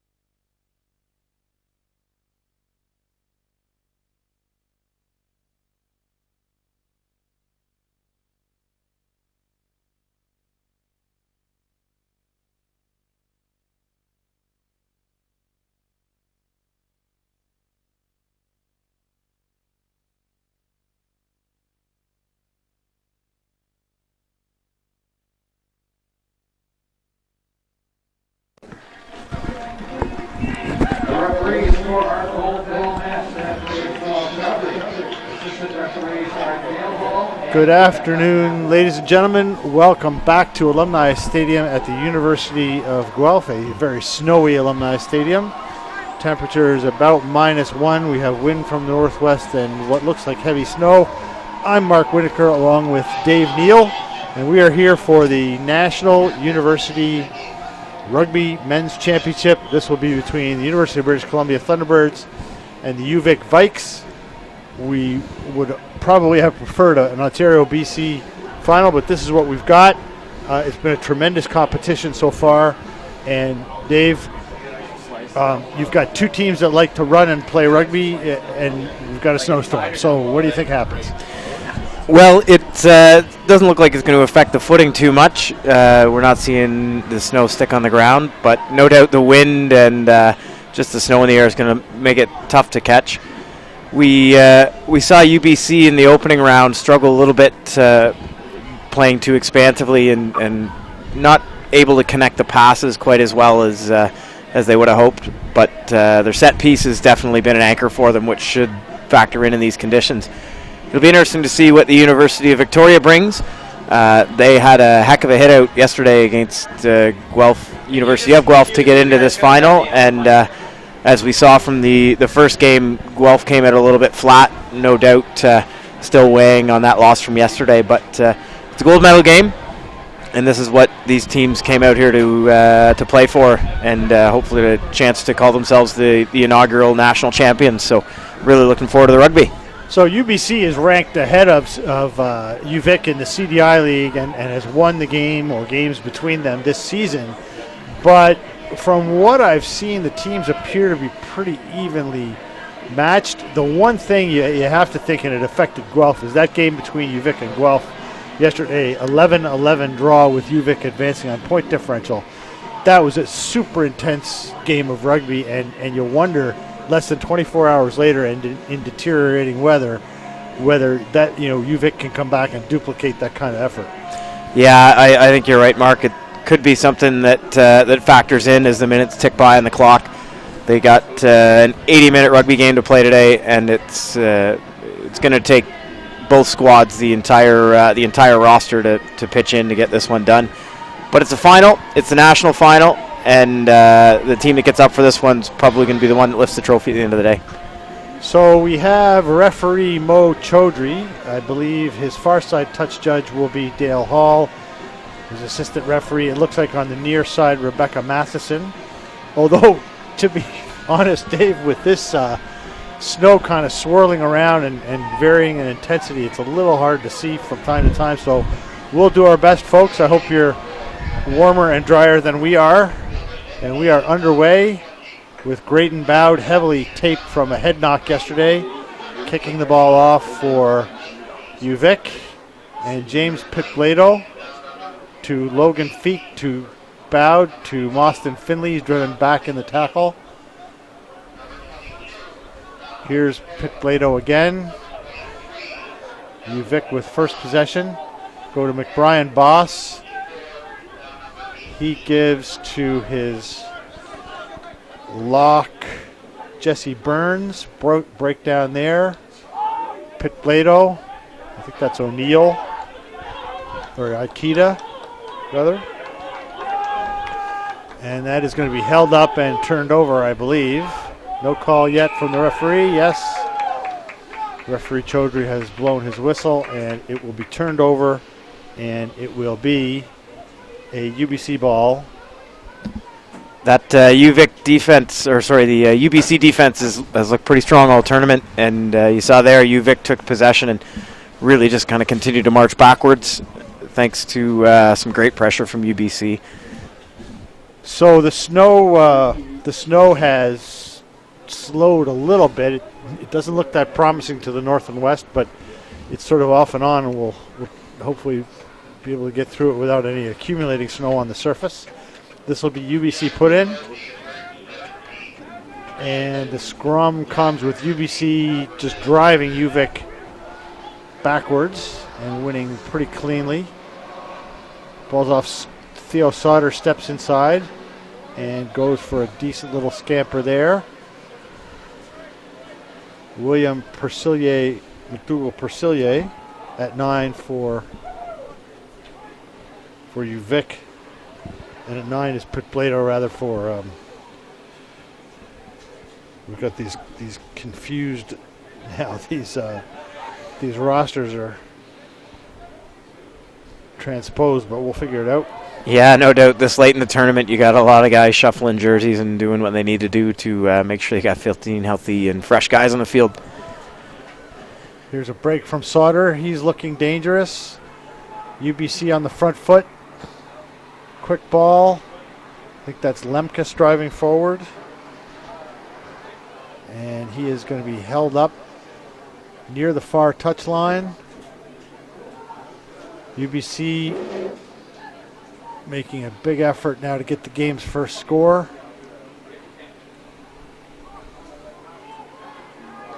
Ball popped out, and it looks like it's turned over on the UVic side. No?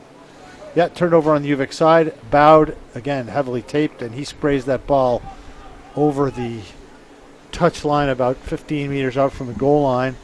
Bowed and Guelph captain Blake Aram had a nasty head clash in yesterday's game, and lots of blood all over the place. And Grady's out there. He's very heavily taped and given it an effort, which is fair credit to him. Aram did not play in the Guelph loss in the bronze medal game. So we have a scrum down with Pitblado to feed, and it's UVic ball. Yeah, pretty good defense there by UVic with their heels up against the line. We're able to at least earn the turnover. The clearance kick didn't provide enough advantage from the original knock, so we'll see UVic really just take another shot at the same clearance, it looks like, here from the scrum. Interesting to see how the packs run here. UBC looked pretty dominant in the first scrum, and again have looked pretty dominant for the majority of the tournament here. Well, but this one would be the one to tell on, because this is a UVic feed. They, on the other team's ball in this tournament, they've been dominant. And yeah, so anyway, that scrum completely folds, and Bowd picks it up. No penalty, which surprised me. Bowd picks it up in goal, tries to keep it alive, and should come back now for, and Pitblado has pumped that over the touchline about 35 meters out. UBC take it quickly and counter. Here's the fullback running a long way sideways and getting up the field a fair bit. It's Brennan Prevost. Ball's at the base there. That'll be Lemkus going for a drive. And he's been rumbling this afternoon, hasn't he? He is he's a big boy. He's a South African player.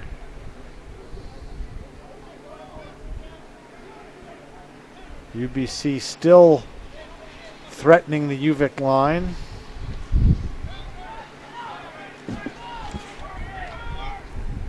That was O'Sullivan taking it in. Recycle to Sauter. Sauter quick cutout pass. There's room on the wing. And he is held up just at the goal line. Hard to tell from here. Diving in at the corner. Really hard to tell. And the ball's in touch. Yeah, again, some great defense there from UVic, both in tight and out wide. That was Cole Kiefer trying to squeeze in at the corner, but great defense by UVic. And they've been playing defense for the better part of the 6 minutes that this game has been underway. Yeah, it's tough. All their possession's been about 10 meters out from their own line, and they'll be happy to just make a clearance here if they can't. No coffee cup.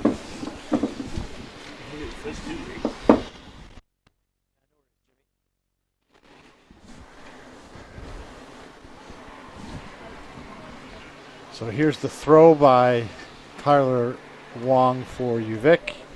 They win it and move out of their own end. Bowed underneath his goalposts, and he strokes it into touch a fair distance out, almost 40 meters from the goal line. So that relieves some pressure, and UVic's done well really under that much pressure from a a pretty good team, and they didn't surrender any points. Yeah, that'll be a big factor in the team that wins today is who can successfully defend their end, especially no penalties there either. Both teams have pretty competent goal kickers. So here's the throw. I think that is, I'm not sure if it's Martinez or Cooper Spencer throwing the ball in, but UBC's won it out the back door from Sauter. Wide to the fullback. Scragged down was Long. Persillier picks. That is Aiden McMullen at 13.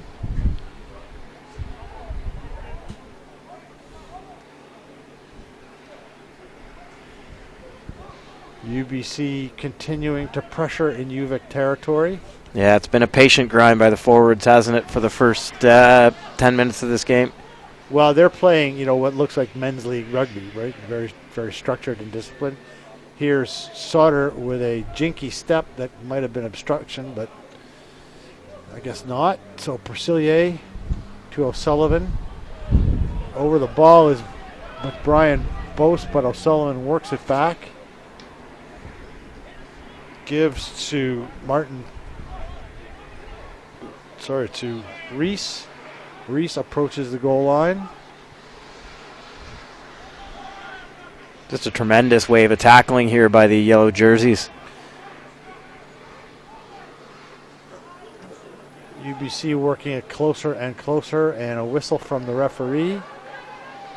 And he's called a UBC scrum. So it's all UBC in terms of possession and territory, but there are no points on the board as yet for anybody. We played coming up to 9 minutes. The snow has stopped for the minute. We've got a couple of peaks of blue sky, but then just to the west looks like another wave of snow coming in. So we'll just see how long that takes to get here. Well, the both teams seem to have managed in the conditions so far without any major mistakes. UBC obviously playing a little bit more consolidated game, but just looks smart given their strength, and we'll see how this scrum packs down here. You got to expect UBC will look to keep this at the base and see if they can walk the UVic pack over the line. Sure, you've got Lemkus at tight head, Callie Martinez at loose head, Connor Sampson at hooker. Enormous size advantage over UVic. All those guys are well north of 250, I would think. And UVic are going to be hard pressed to hang in here now. Here's the feed to the scrum, and UBC are walking that forward. It's turned, picked by O'Sullivan at the base. Yeah, we've got advantage on here. That's a penalty.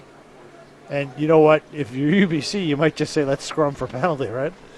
Eventually, you're going to go under the post if they can't hold that weight. Yeah, it could be a penalty try. Could end up with a yellow card, depending on how the referee judges it all. But no doubt this is the smart move for UBC, just to take an early shot at some points here if they can convert on this pressure.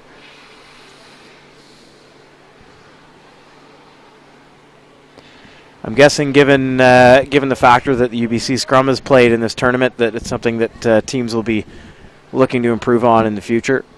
Yeah, for sure. UBC's feed 5 meters out, and they are walking forward at a decent pace. But now that ball's come off the head.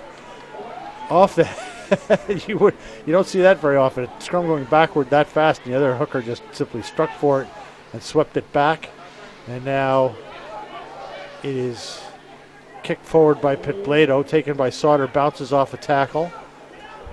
And the ball is loose there for pretty much no one. Persillier takes it. Scragged backwards in the tackle.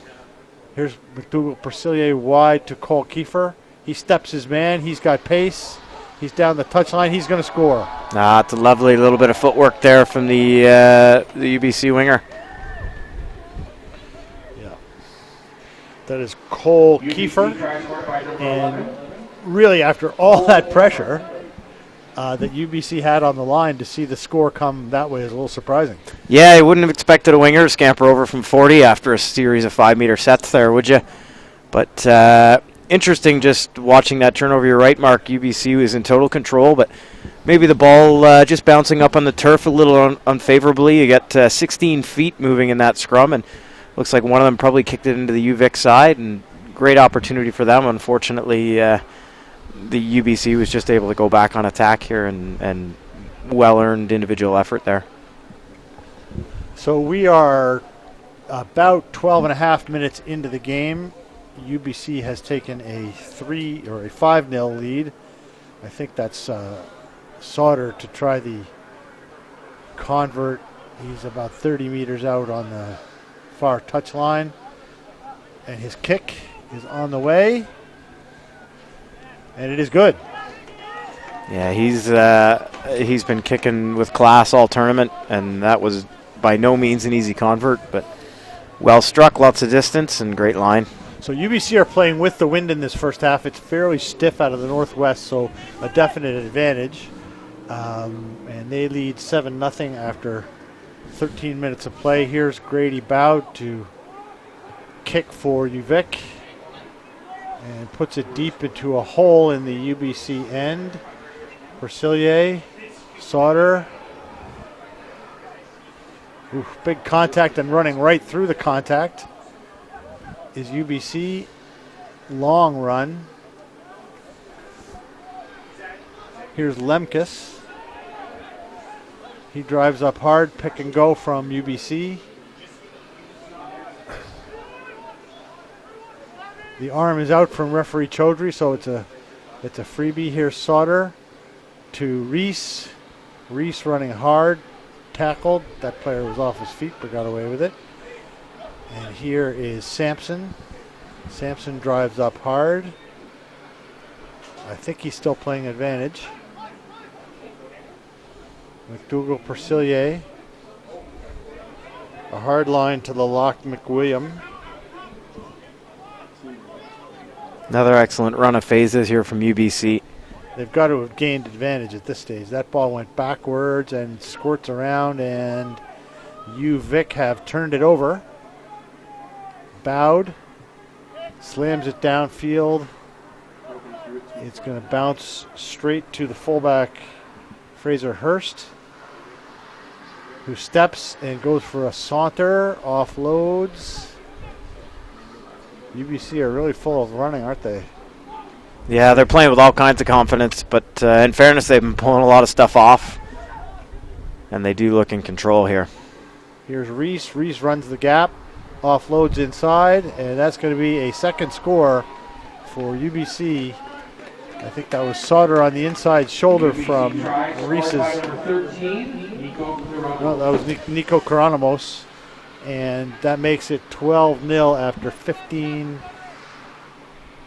minutes of play. Yeah, just a great bit of effort there. Just a bit of a half tackle from the UVic, and that was all the opportunity UBC needed. And offload put the UBC player away.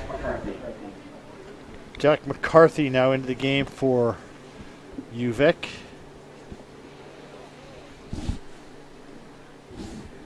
It's probably going to be that kind of day where we see the subs rolling in pretty quick.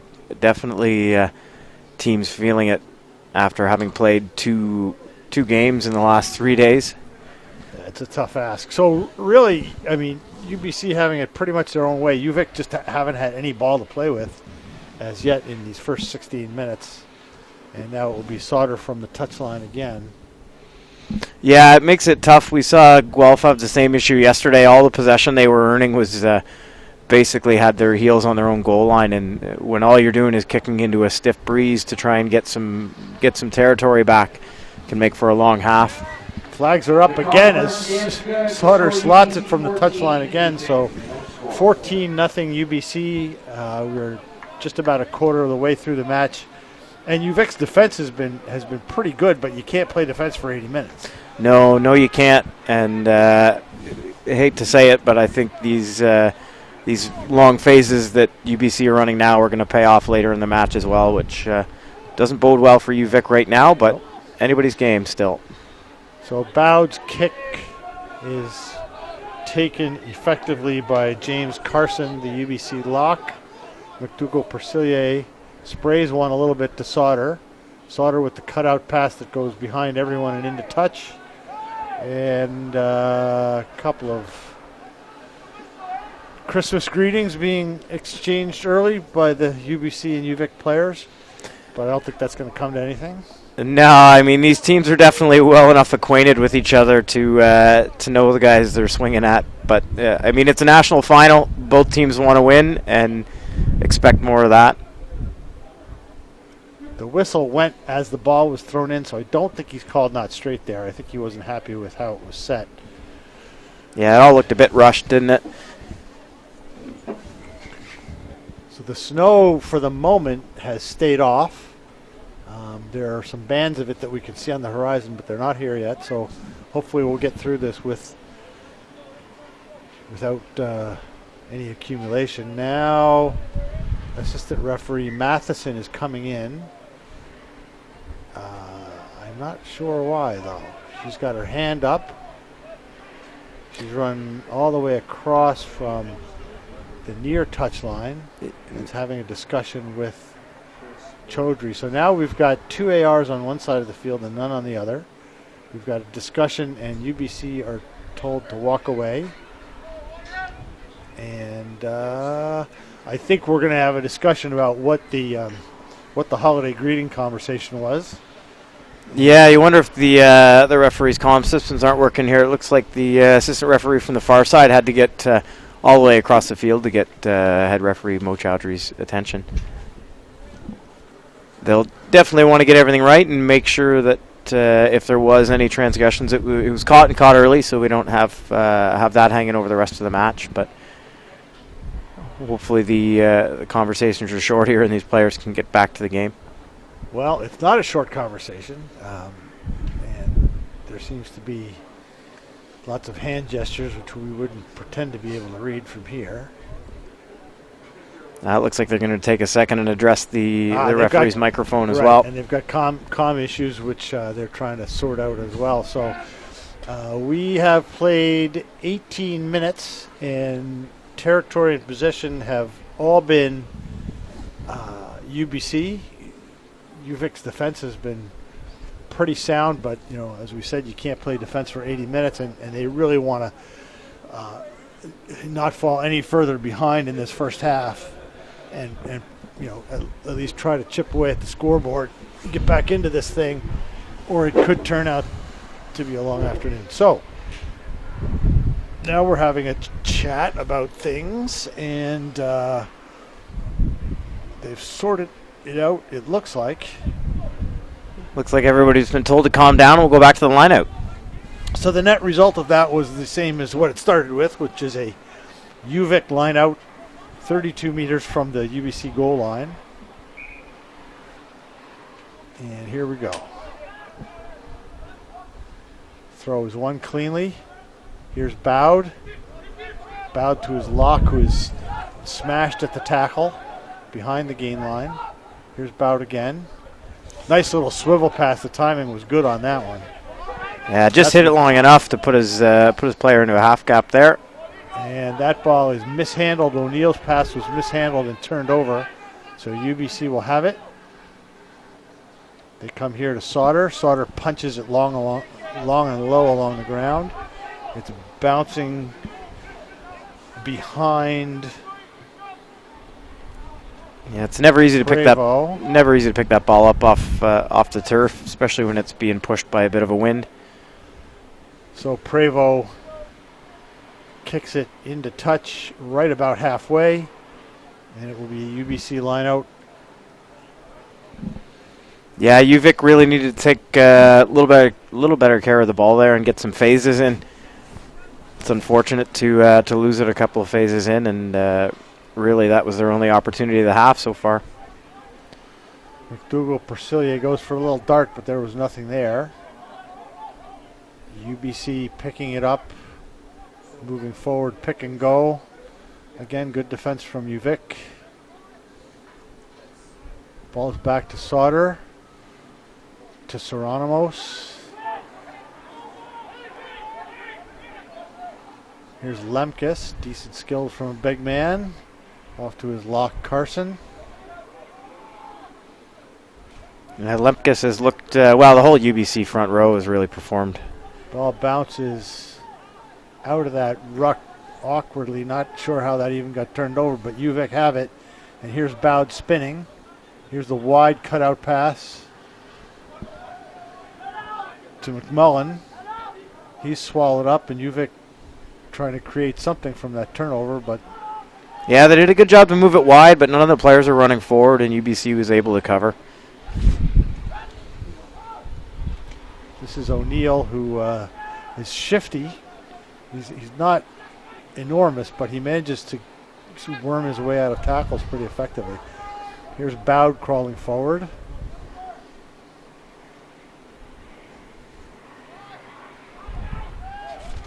That player is lifted from the ground and held up. That ball could get turned over pretty easily. And I think that'll be UBC scrum. Yeah, again, we saw UVic just, nice to see them playing a bit of rugby and not kicking for the clearance, realizing that that hadn't really been working for them to this point. But again, simple turnovers on some of the phases that are really just kind of meant to churn over, use a few tacklers, kind of a little hit up, one pass rugby off the number 9 to some trailing forwards who were well organized. And you can't turn the ball over on those phases, Mark, and expect to win a national title. So it will be UBC feed to the scrum. They are out in front of the UVic posts. They lead 14-0 with 18.5 minutes left in the first half. McDougall Percillier will feed. Yeah, pretty good attacking scrum here.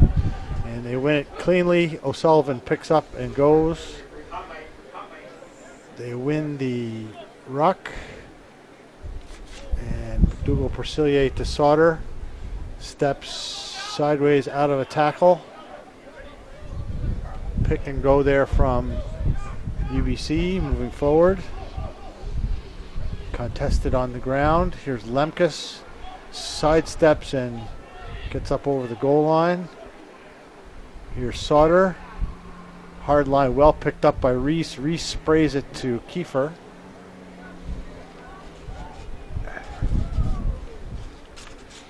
Again, great defense from UVic so far. O'Sullivan is wrestled to the ground. Here's Lemkus stepping back in hard and dragging bodies with him. McDougall Percillier running. I think he was hoping somebody would scissor off him, but nobody did. Picked up by Carson. And again, a big messy ball and a penalty. Here's a quick tap, and he's going to score. Yeah, it's just that relentless pressure from UBC. UVic's throwing everything they can at it in defense, but the second, third, and fourth jerseys to arrive are always blue. So I think that was, not sure who they're saying that was, Nick Allen, the ace. Yeah, it scoring was. That. Well, I'd say it was a pretty well earned score from just about everybody on the UBC park there. They moved the ball back and forth, and really just a matter of time with that sustained pressure. 3 tries, tough to say, Mark. Do you think the wind is going to have a big difference for UVic in the second half if they can get there? Well, you'd like to say that, but UVic really haven't even had the ball. So, I don't think what's happening now is on account of the wind. I think it's on account of just UBC's ability to hold on to ball and UVic's inability to do the same. So, Sauter from the right side now. His kick is going to sail just left of the post and the flags stay down. So we hold at 19-0, 15 minutes and change left in the first half here at Guelph. The snow has stopped. Still, it's a pretty cold day sitting up here in this booth, Dave, I got to tell you. Yeah, but, it's November in Canada. Yeah, breaking news. So here's Bowd's punch kick, which goes straight to UBC on the gallop, and here goes Allen, and he looks to score again, but he's going to get not quite bundled into touch. Yeah, great cover tackle from the winger, taking the man on twice his size. That ball is right on the UVic goal line.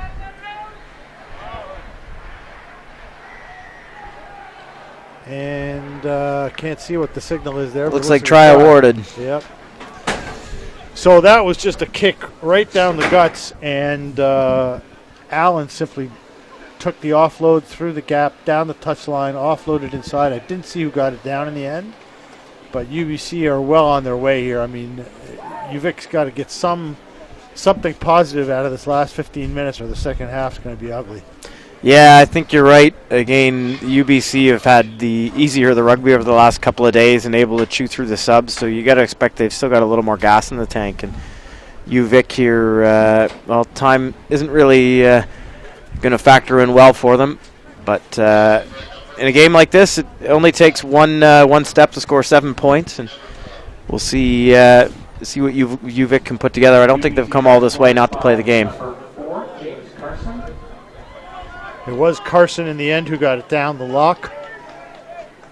So Sauter's conversion now, another tough one. He's had 2 on the far left side, made both those. Now this is his second on the near side. He missed the last one, so let's see how this one comes out. You can see the referee checking his watch there, telling him he's only got so much time to hit the kick. And he's missed that one. So the 2 from the left were good, the 2 from the right not so much. It is 24-0 UBC after 26 and a half minutes. And as I say, that was really unhelpful. UVic just surrendered 10 points on consecutive kicks and kickoffs, and you don't want that. That's where games get away from you, just like the MAC UBC game yesterday, which was 10-6. And then UBC scored 2 tries in a couple of minutes, and boom, that was it. Yeah, you're spot on there, Mark. It's tough to come by points in a national final, anywho. Here is a spilled ball that Martin Feek chipped ahead. A rare mistake from UBC, and they have to clear their lines, which they do, but that looked dangerous for a minute or two. And it'll be a line out just inside the UBC half. Yeah, great clearance there. I mean, the UBC passed the ball back into their own end goal and then put it 50 meters into touch.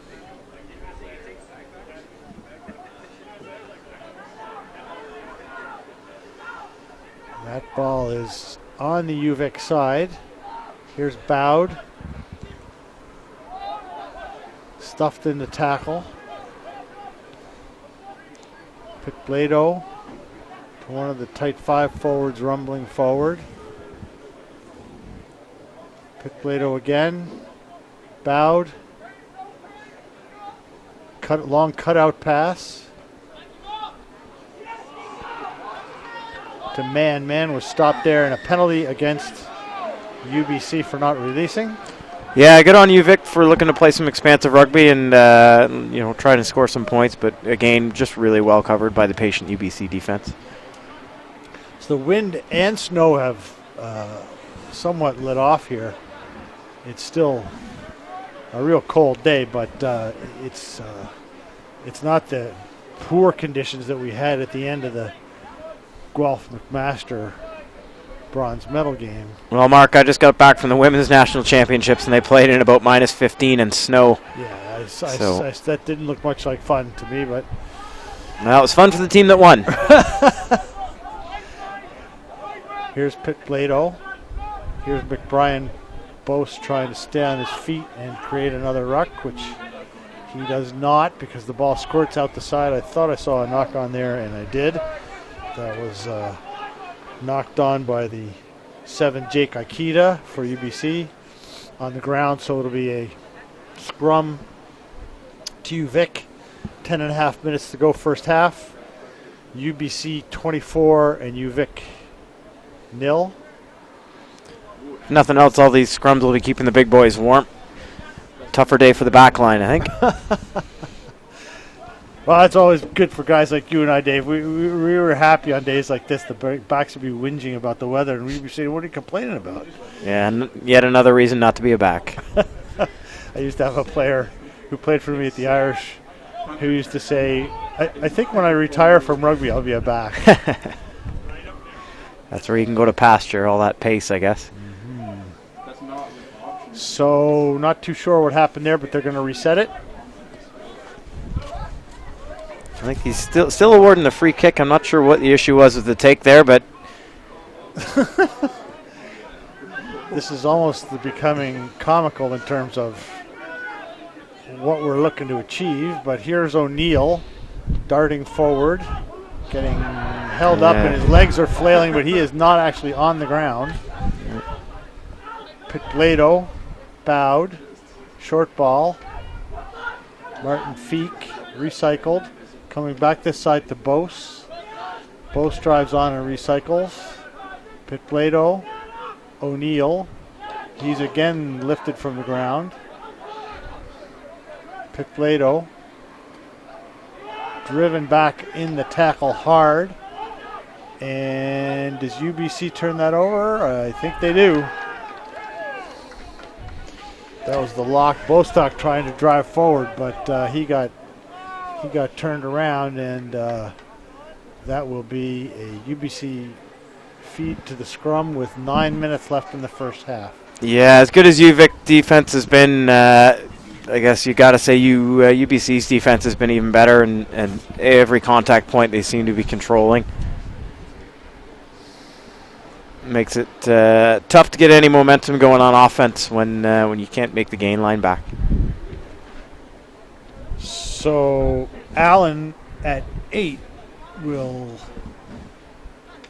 look to probably have a go if they get front foot ball.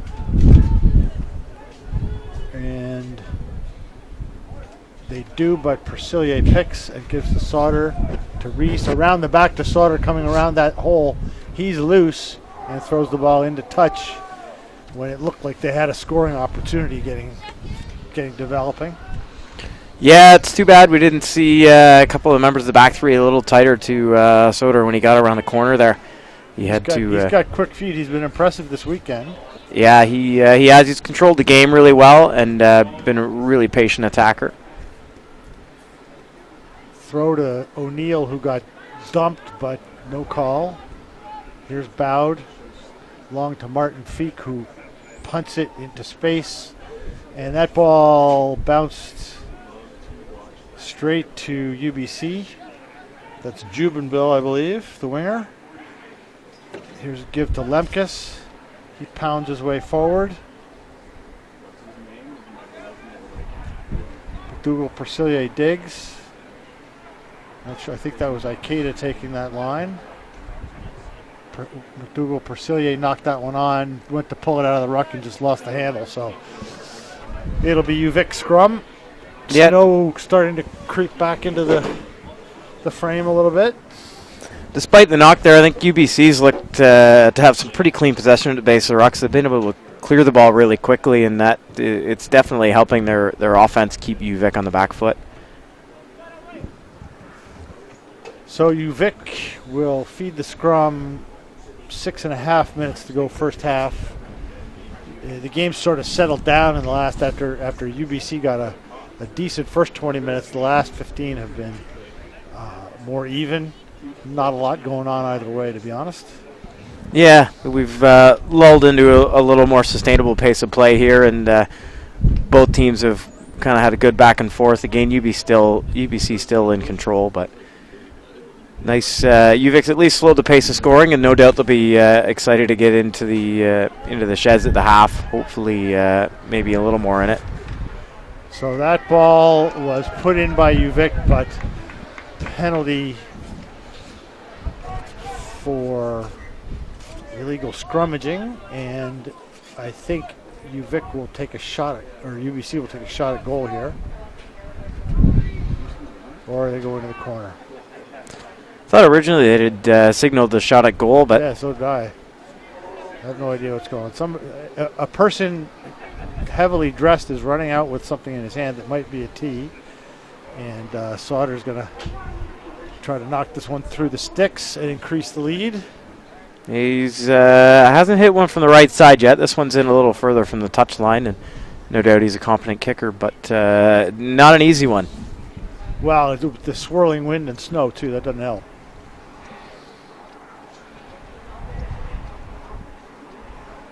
So here's Sauter from about 33 meters out on the right of the post. And his kick looks pretty good. And it is. Right through the middle. Flags go up. 27-0 UBC over UVic with about just over 4.5 minutes left in the first half. Bowd will kick off again. He's done that a few times in this first half, and he punts a long one straight down the middle of the park, taken there by Sauter. There's McDougall-Percillier going for a dart. He's brought down pretty quickly. Picked up by Keffer.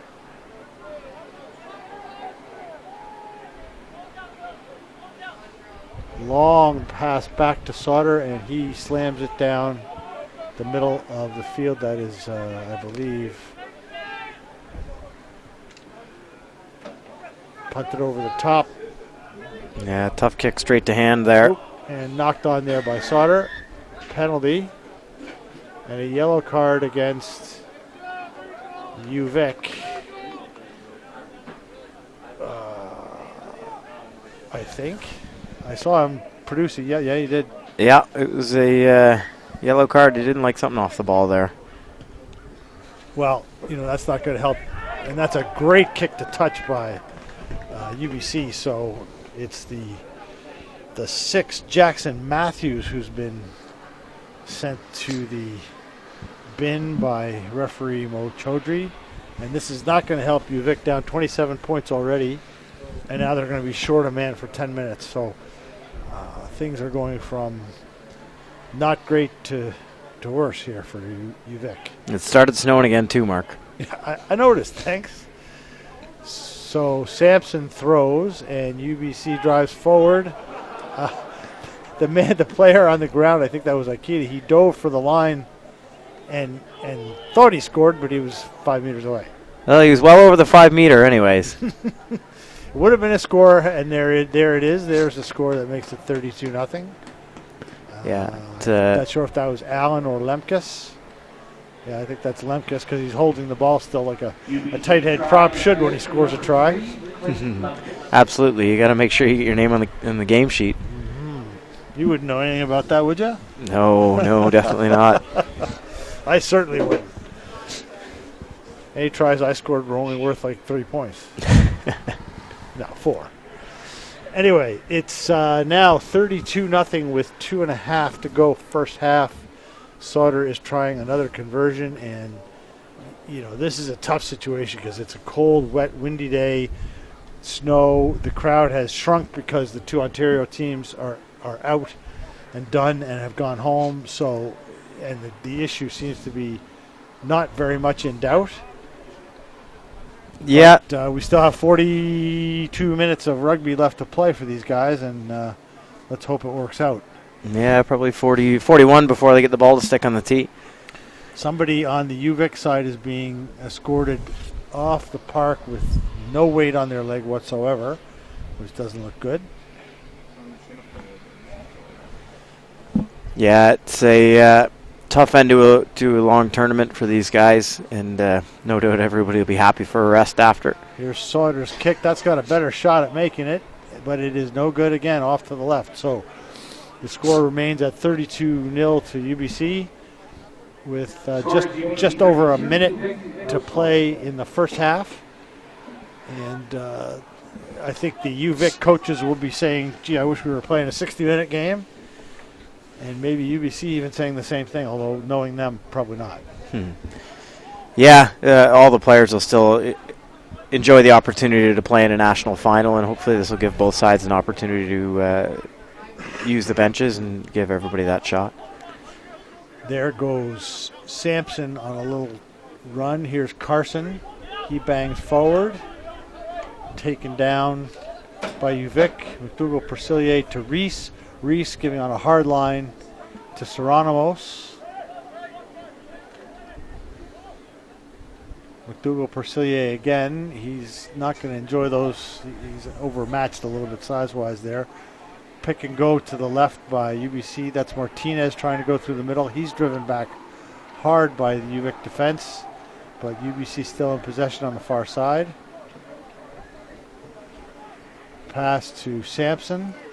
Stands up hard in the tackle, drives forward. This will be the last play, I think. McDougall-Persilier to Reese. Reese to Sauter. Sauter steps out of several tackles. Is scragged by O'Neill. UBC still looking to play even though the half is over. Yeah, UVic still standing in and making the tackles as well here, which is great to see.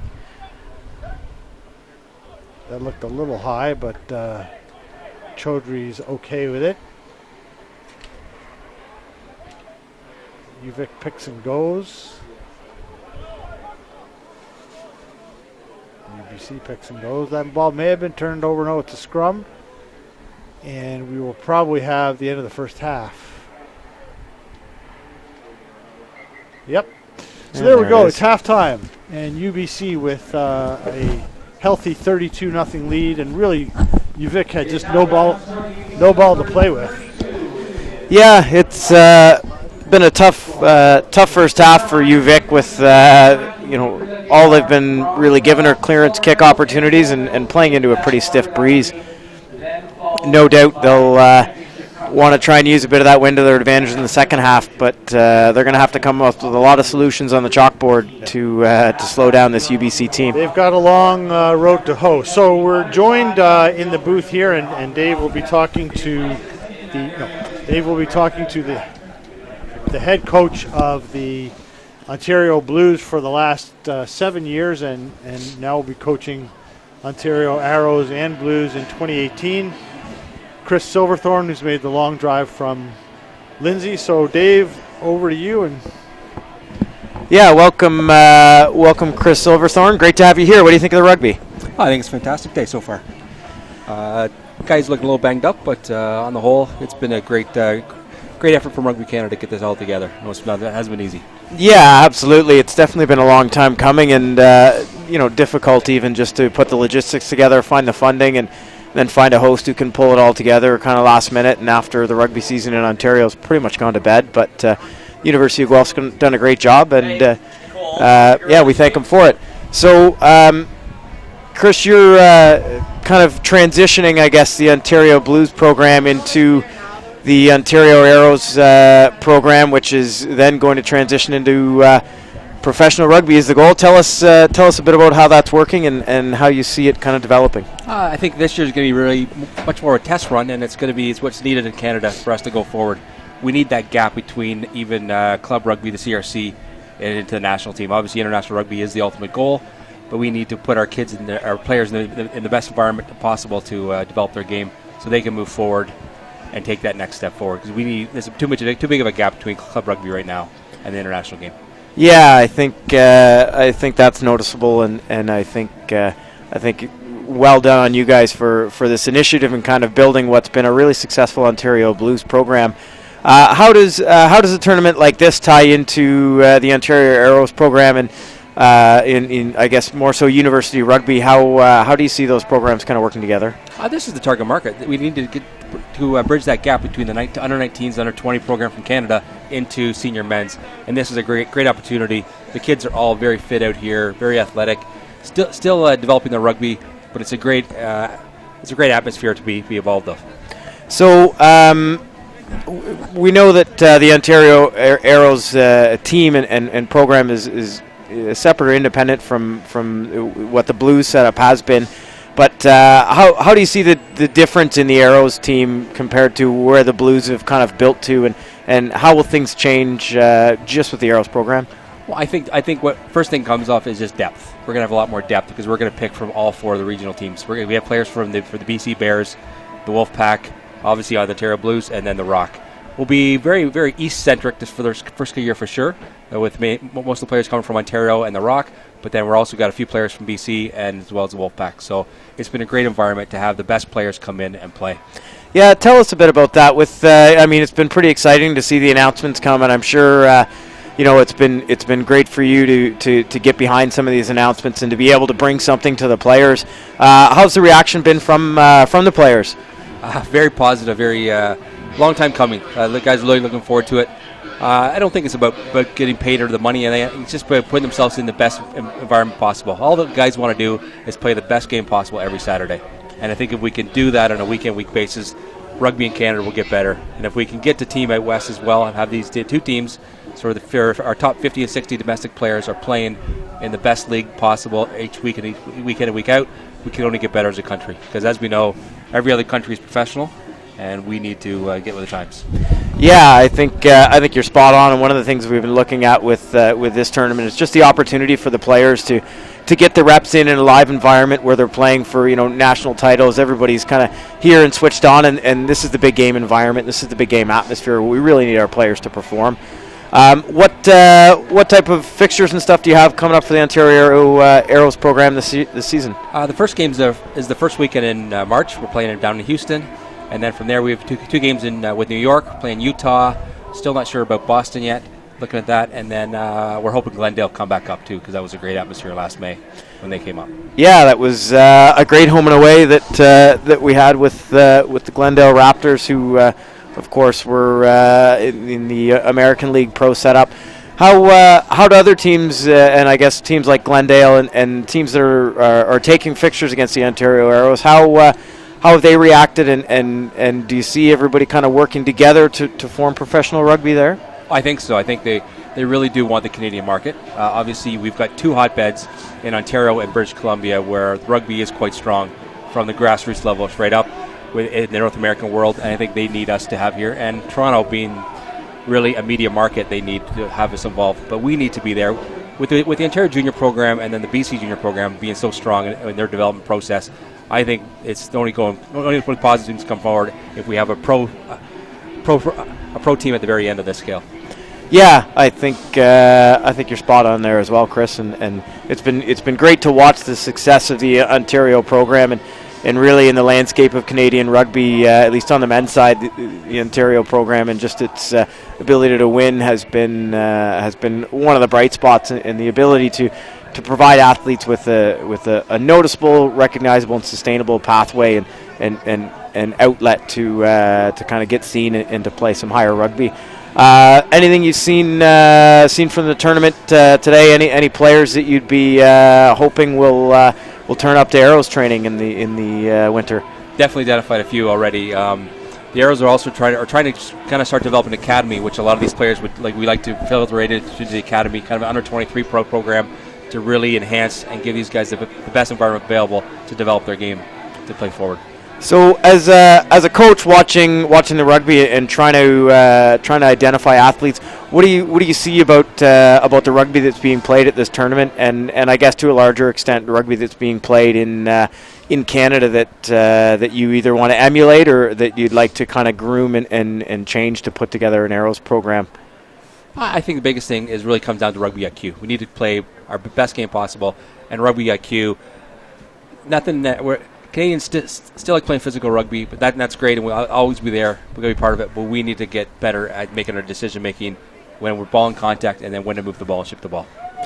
Yeah, and hopefully the reps that the athletes are getting at this tournament are going to help build that IQ. And I guess looking at this level of play, it's we're still dealing with some relatively young athletes, at least in Canada, when they don't get started maybe as early as they do in some other countries, and they're just not exposed to it as on such a scale that they would be in a country like New Zealand, for example. But how do you see the maturation of the athletes kind of through something like this and into the Arrows program? How do you essentially build a team around kind of a new culture with kind of mixing in veterans and still getting the reps for the development? That's going to be the challenge in hand, isn't it? Is really setting that first kind of template down and really focusing on it and really making sure that we put our right foot forward and we don't make that mistake, because it is new for us in Canada going forward. But there is, with the 15s carding going on, that's a great step forward. Take those athletes that are involved with that, bring those into the programs as well, mix them with the veterans we have around the program that are here living as semi-pro athletes, still working their day job, but trying to make the best of rugby. I think we can only go forward from here.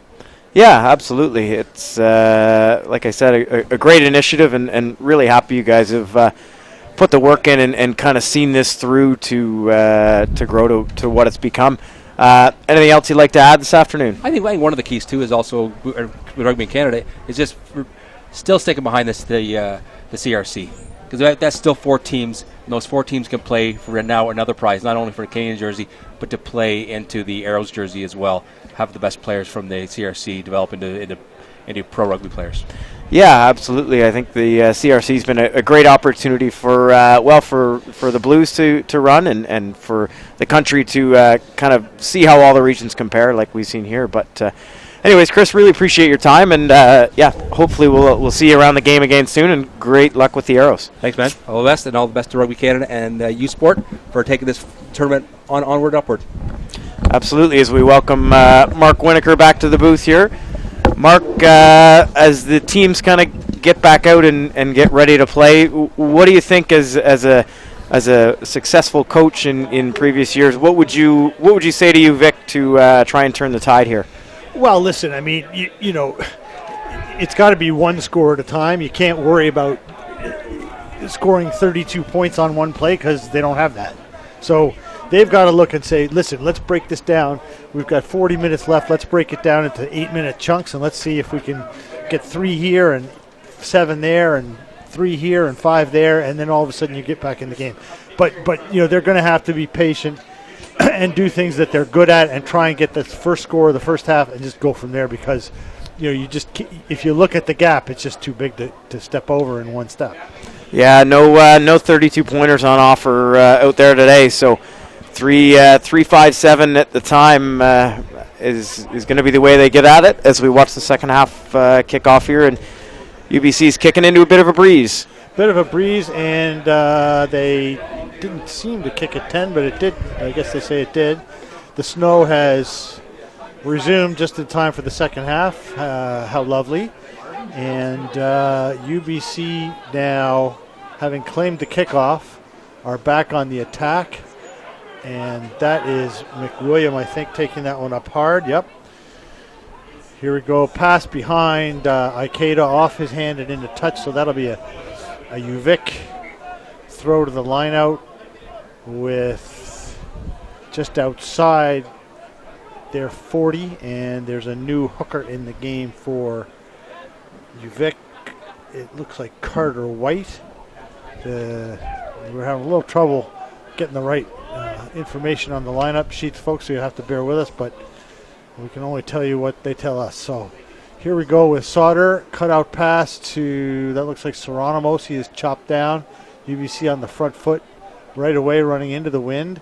There goes Reese barreling a couple of people down the far touchline. McDougall Persilier. That's going to be Lemkes with a big carry again. And pass to Sauter, but he puts it straight to the ground as the snow settles back in. Just what we wanted. Digits are getting a little cold, starting to think about a hot lunch maybe after this. But we still have 38 minutes to go in the National University Final. UBC leading 32 points to 0, and with a UVic scrum outside of their line. It looks like UBC have brought in a couple people. Nick Frost is in at loose head, it would appear. And also into the game, Owen Rutten, who's actually an Ontario-born and bred player from Coburg, who's into the match for UBC. It looks like a blindside flanker. Tough to tell from here with the snow, but Dave, maybe your young eyes can help out with some of these IDs. He's playing in the UBC forward pack, Mark. Thank you for that scintillating and incisive observation. Well, that's what I'm here for. So we're going to get back underway 2.5 minutes in.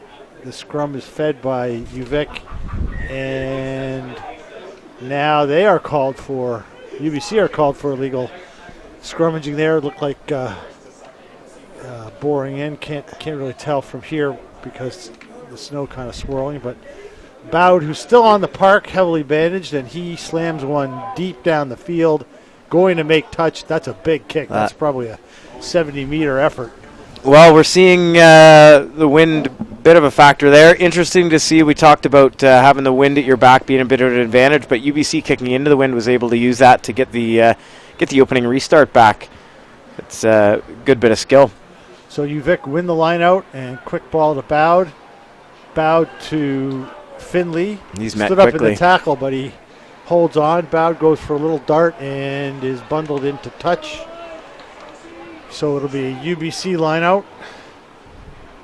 Yeah, again, 2 phases of rugby, and the ball given up again to UBC is it's going to make it a long afternoon for these boys.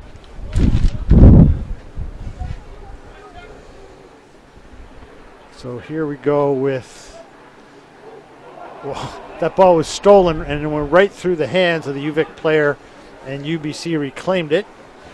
I think we'll have advantage for the knock forward as well, which is just kind of a double kick there. Here's Sauter. He darts inside and out and gets away from, he ran pretty much a complete circle around Bowd there. And the ball goes to the wing. Ooh, Kiefer again stepping in and out of tackles.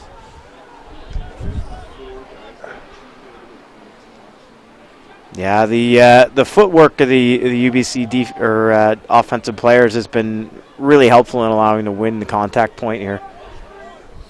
Long pass to Sauter, and he gives to Reese. Reese runs straight at his opposite, Martin Feek, and is brought down. McDougall Percillier tries to run a loop. That pass was forward by a couple of feet, so we'll come back for a UVic scrum. We've played about 5 minutes into the second half with not a lot of anything happening of note. Dave, interesting chat with Chris Silverthorne about the Arrows and the Blues and the whole opportunity. And you know, while the Arrows will be predominantly an Ontario team, there will be a number of players from outside of province that come in, and you know, hopefully some of the players here are interested in participating, because that's got to be the next step for them.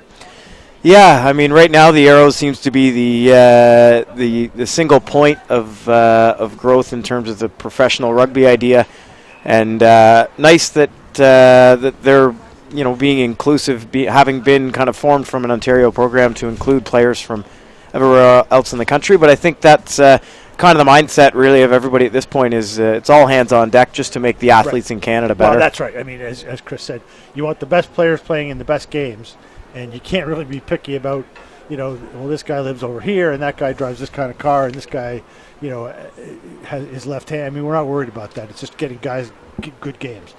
So back to the action. UVic feeding the scrum, which seems a little steadier in this half, and a quick pick, but they lost that one off the head. And referee Chaudhry not happy about it in any way, shape, or form. Into the game at scrum half, it looks like Matt Gallagher for UVic. There's a number of substitutions, but they've swapped the numbers around, so it makes it pretty tough to say who's who, but we'll do our best, folks. I know the parents back home will be furious when we misidentify your son, but as I say, the information comes in and we deal with it as best we can. Maybe we saw guys from both teams go in and switch jerseys just to have a laugh on you, Mark. Well, yeah, because you know where it winds up in the end. Yeah. So, quick tap penalty to UVic, and going for a gallop up over the line. Gallagher, that's Martin Feek, tries to step inside, mismatched against Lemkus by about 100 pounds. And UVic win the ball back. O'Neill has another go. He's an all-action figure, is he not? Absolutely, and he's going to continue to play until this game's over. But gets called for holding on, and UBC will clear their lines now. So UVic has used the wind for the first 8 minutes or so to play in the UBC end, but they're not producing scores the way that UBC did in the first half. Not yet, although we did see UVic hold UBC out for a little while anyways, but that was a little bit of a meal made of that by the winger over there, Liam Mann, I think. Tried to play it back in field quickly, but stood in touch while he did it. So A.R. Matheson has signaled a UBC line out. and it bounces around in the air a bunch of times and comes back on the UBC side. Sauter, quick out the back. Here's a nice little dart from Seranamos, but he's dragged down by the jersey and then the rest of it. Here's Rutan, who's taking a run.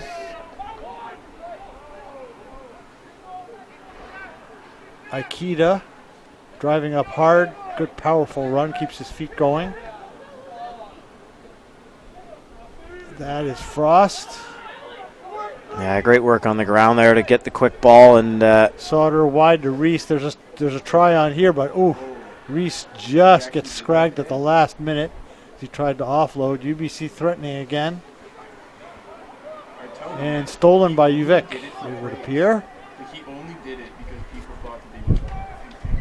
And a penalty against UBC. So, what looked like it would turn into a try for UBC is decidedly not, and UVic will clear their lines. yeah, it'll be interesting to see if UVic can kind of build any sustained pressure here. Right now, UBC seems to be in control, even though they haven't put any more points on the board yet. The wind is only helping UVic so much here.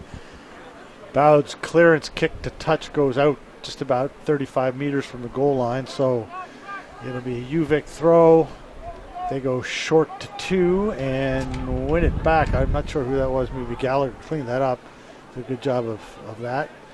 And you know, you got to give UVic credit. They are certainly still putting in the effort, even though they're down 32 points.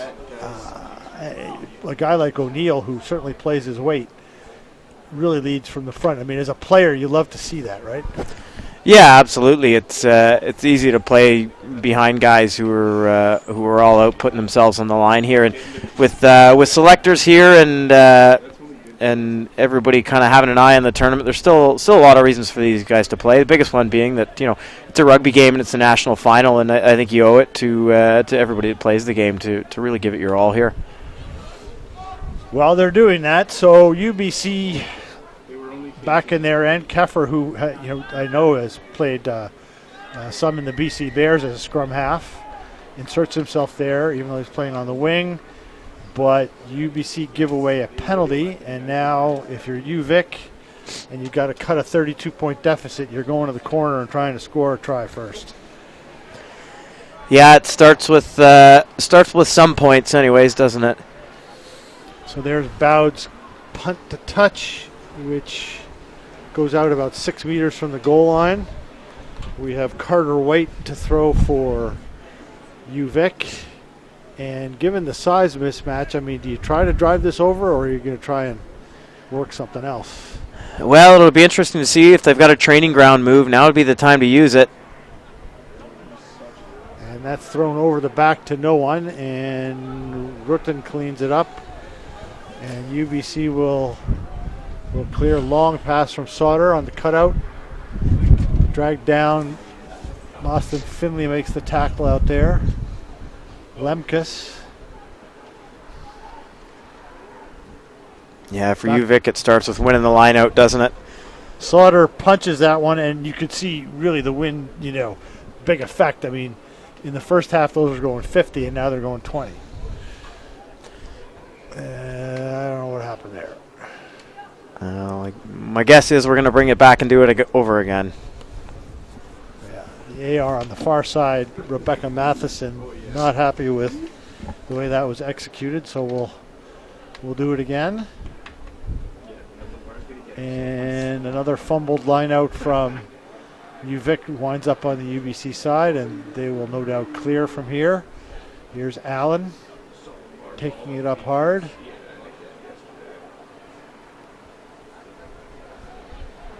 It's been a little more territory for UVic, and here they earn another penalty. But I mean, it's got to start at the set piece, doesn't it? And you got to have a little bit more possession if you're going to score points.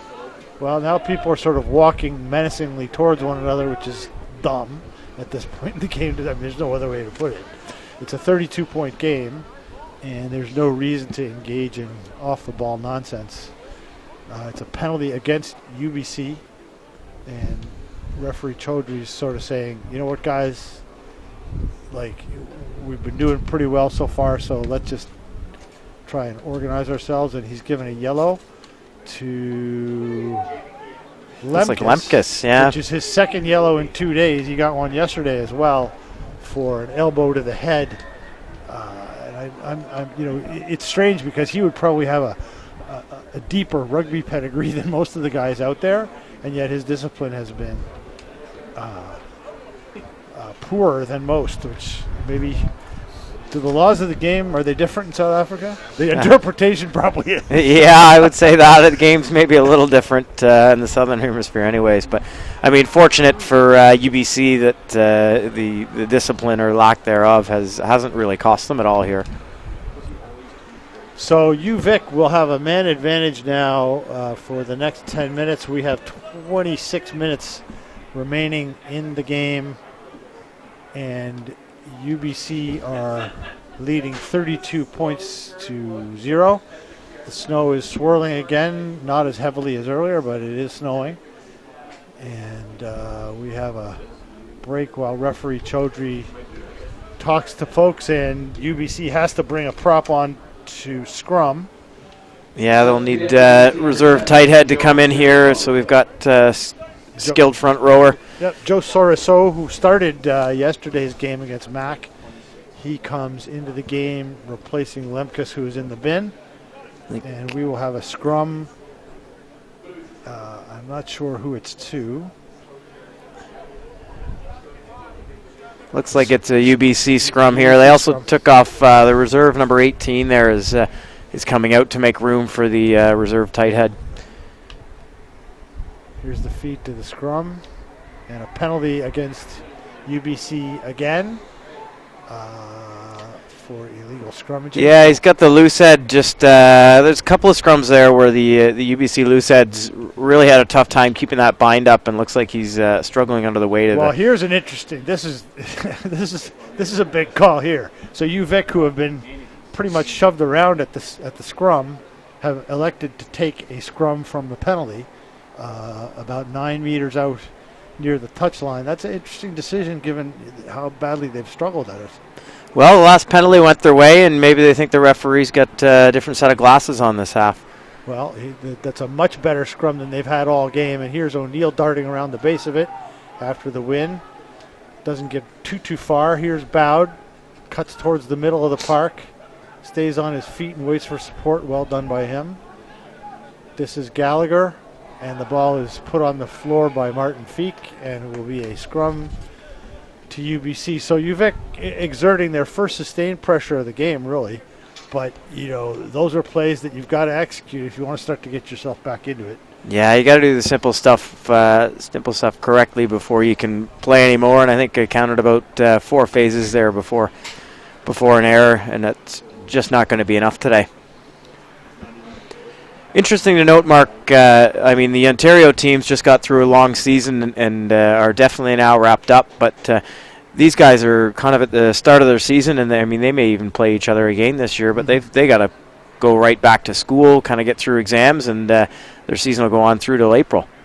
Yeah, I don't know how much league rugby there is left before their sort of holiday break, but even here in Ontario, we'll be starting with Arrows training in a couple of weeks. So, at the high levels of the game, there's not, it's not 6 months on, 6 months off. It's like it used to be when I was playing, and maybe even a little bit when you were playing. But it's more around the clock. So, UBC and UVic will have lots of rugby ahead of them. Yeah, we've got some indoor spaces in Ontario as well to have a go, but won't be seeing much grass for much longer, especially if the snow keeps up. Yeah, much longer as in like tonight. Yeah. So not rolling away against UVic, and UBC will earn the penalty there just inside their half. Slaughter will punt this down. 23 minutes and change to go. And that one held up in the wind pretty good, so it comes all the way back out to about 45 meters out from the UVic goal line. And another change for UVic into the game is Noah Bain Couldn't really see who's coming off, but it looks like Mann has walked off on the far side, so Bain is in. Bain was pretty good yesterday and the day before for UVic, so he might give them some punch. There's a quick line out win. Percillier, that's Akita off the inside ball from Sauter. McDougall Percillier, he likes that option. He's nipped around the base a few times. Yeah, he's been shifty enough to evade a lot of contact and really move the defense around and give his attacking players a shot. So that kick from Sauter was slammed through to Morrison, and he returned it, and it looked like a knock-on there from, that was a McBrien Bose, who weighs north of 250, I'm gonna assume. Yeah, pretty far north. And yeah, like Arctic. Yeah. North ran into the winger, and the winger lost that battle unceremoniously. But UBC have retained possession and are, but turn it over. Yeah, Bo's in there again, I think. Here's a little dart from Carter White, and he gets up into UBC territory. O'Neill. Gallagher to Bowd. Bowd spreads it wide to Mostyn Finley. He goes up into contact. Bowd clears his man out, and UVic has it again. Gallagher, this is, I think, Nathan Yu, the hooker. Yep. He's maybe playing the back row, but that's what he's listed as. McWilliam, and it goes wide. Serrano ducks under a tackle for UBC as it's turned over. Hard line to Soriso. Well tackled. Yeah. Soriso brought down, and McDougall Percillier that was a lean into the tackle type job. Here's Sauter making a step. Oh, nice offload in the tackle. And the pass to Keffer, and just maybe thought about what his next move was and didn't quite bring it to hand. Yeah, I think they were a bit lucky not to get called for the offside there. I think the player that played the ball after the knock from UBC may have been just slightly ahead, but won't get caught up in that kind of pedantics at this point in the game. So into the game for UBC, number 19 is Nolan Howell, and coming off, I think, is either Carson or McWilliam. It's hard to tell. That is McWilliam. He's kind of holding his shoulder as if he's in some discomfort, but he looks pretty happy. Yeah, we've seen both teams kind of have, start to look a little bit ground down, and you see players on both sides kind of going on and coming off definitely with some effort. It's this player who's just come into the game, Nathan Yui, and he's now come out of the game, and I don't know what's going on here. Worth noting, both teams are allowed to use the full rosters for the tournament if needed, and I think we're seeing why. The rugby's really starting to add up on the bodies, but no doubt both teams will look to navigate themselves through the last 20 minutes here and acquit themselves best they can in cold conditions. As we take a bit of a break here, it looks like the referee and the assistant referee are having a quick chat, but not really sure it's going to amount to much. I think we're just waiting for a couple of players to get taped back together so they can get on and continue. Definitely a cold day. If you're a substitute in this one, you may be kind of sitting there thinking, maybe if I don't get in, it's not the worst thing in the world. Especially since the issue is not really so much in doubt. But I think, the other problem is, Dave, we're playing 3 games of decently intense rugby in the cold on artificial turf. That's strictly a function of funding. And it'd be great to find a better way to do this, but your body's got to get real beat up. I mean, these guys are young, fit guys, but that's a big ask. Yeah, and I think especially with the amount of physicality we've seen, and it was definitely on display yesterday in the Guelph UVic game. Really big ask for these guys to come out and put together an 80-minute fixture. So good scrum from UVic. They're solidest of the game so far, and they spread it wide, but a loose pass on the far touchline led to the winger standing in touch, and a UBC throw. We've had no scoring through the first 22 minutes of this second half, so if nothing else, UVic can say that they've improved that way. There's been really no scoring since there was some time left in the first half, so it's almost as if the guys have decided, hey, done and dusted, and let's just Now here's a dart from UVic off interception. I think that was Carter White. UBC retain it, bounces around, it's loose, and UBC will look to kind of slow things down and regather here. Yeah, the footsteps of the support play, especially on the UVic side, just seem to have slowed a hair. And as we see, just a little bit of sloppiness coming into the game. Yeah, loose pass there to Nathan Reese, who couldn't scoop it off the wet, slick, icy turf, and it will turn into a UVic scrum again. 17 minutes to go in the national final. UBC will be deserving winners.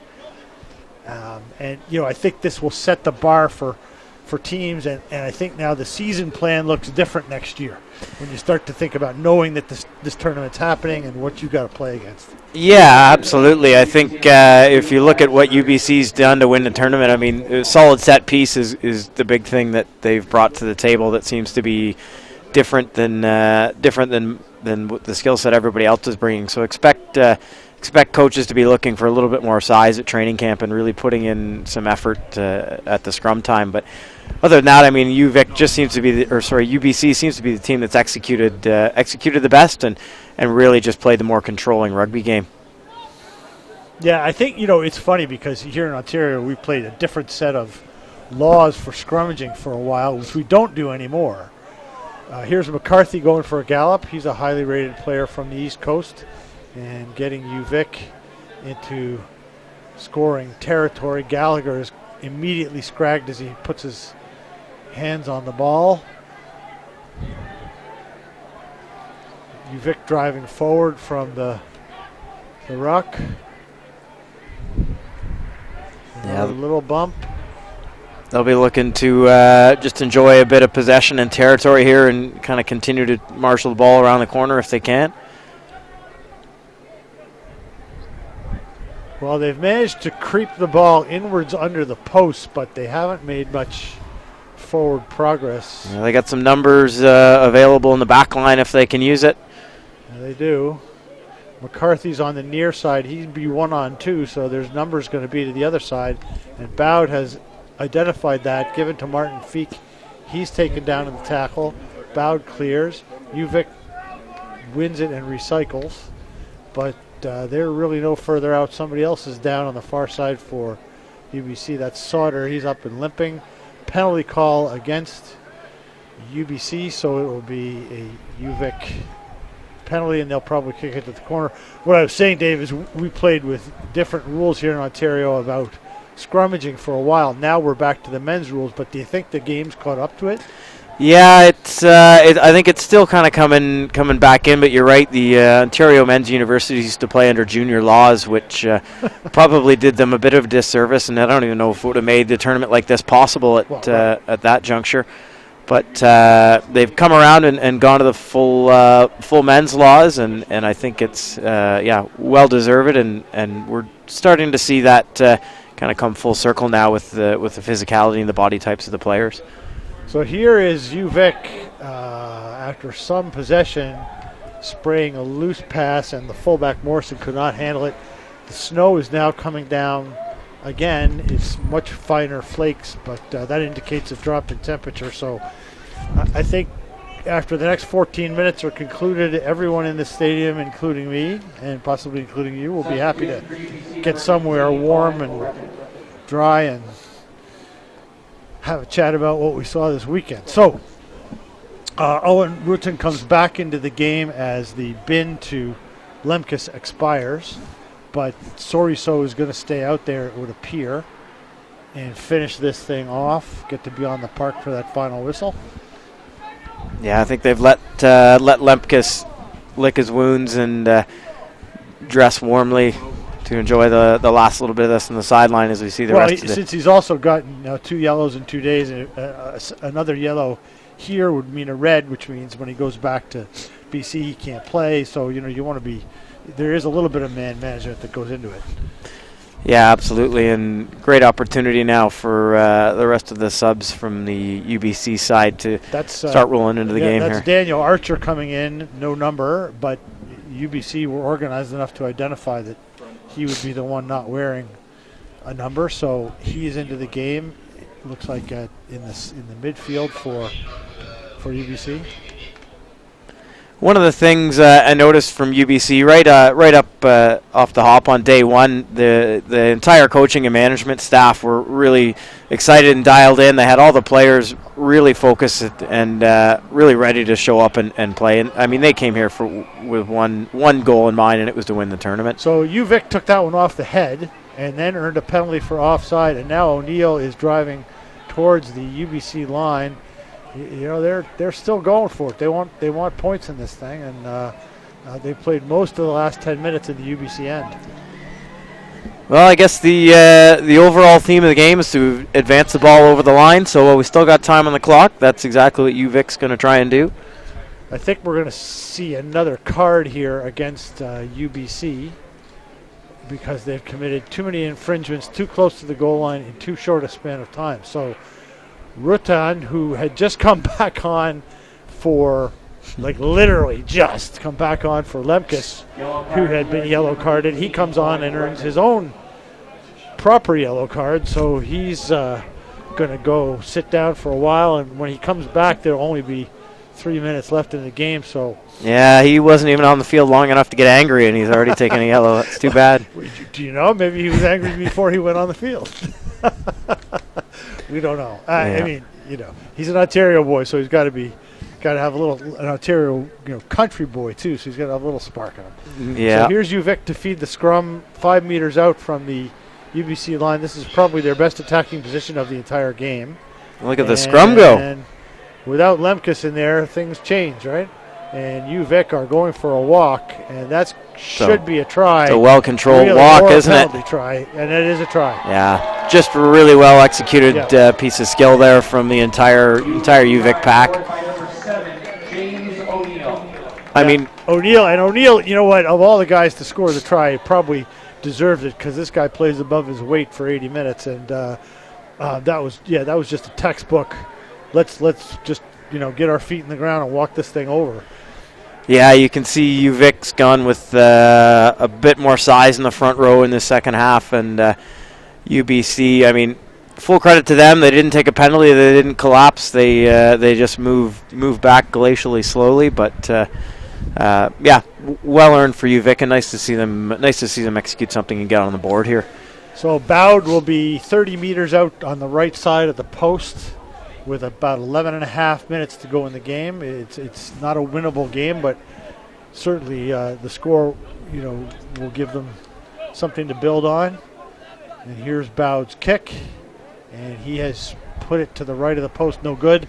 Score remains UBC 32 and UVic 5.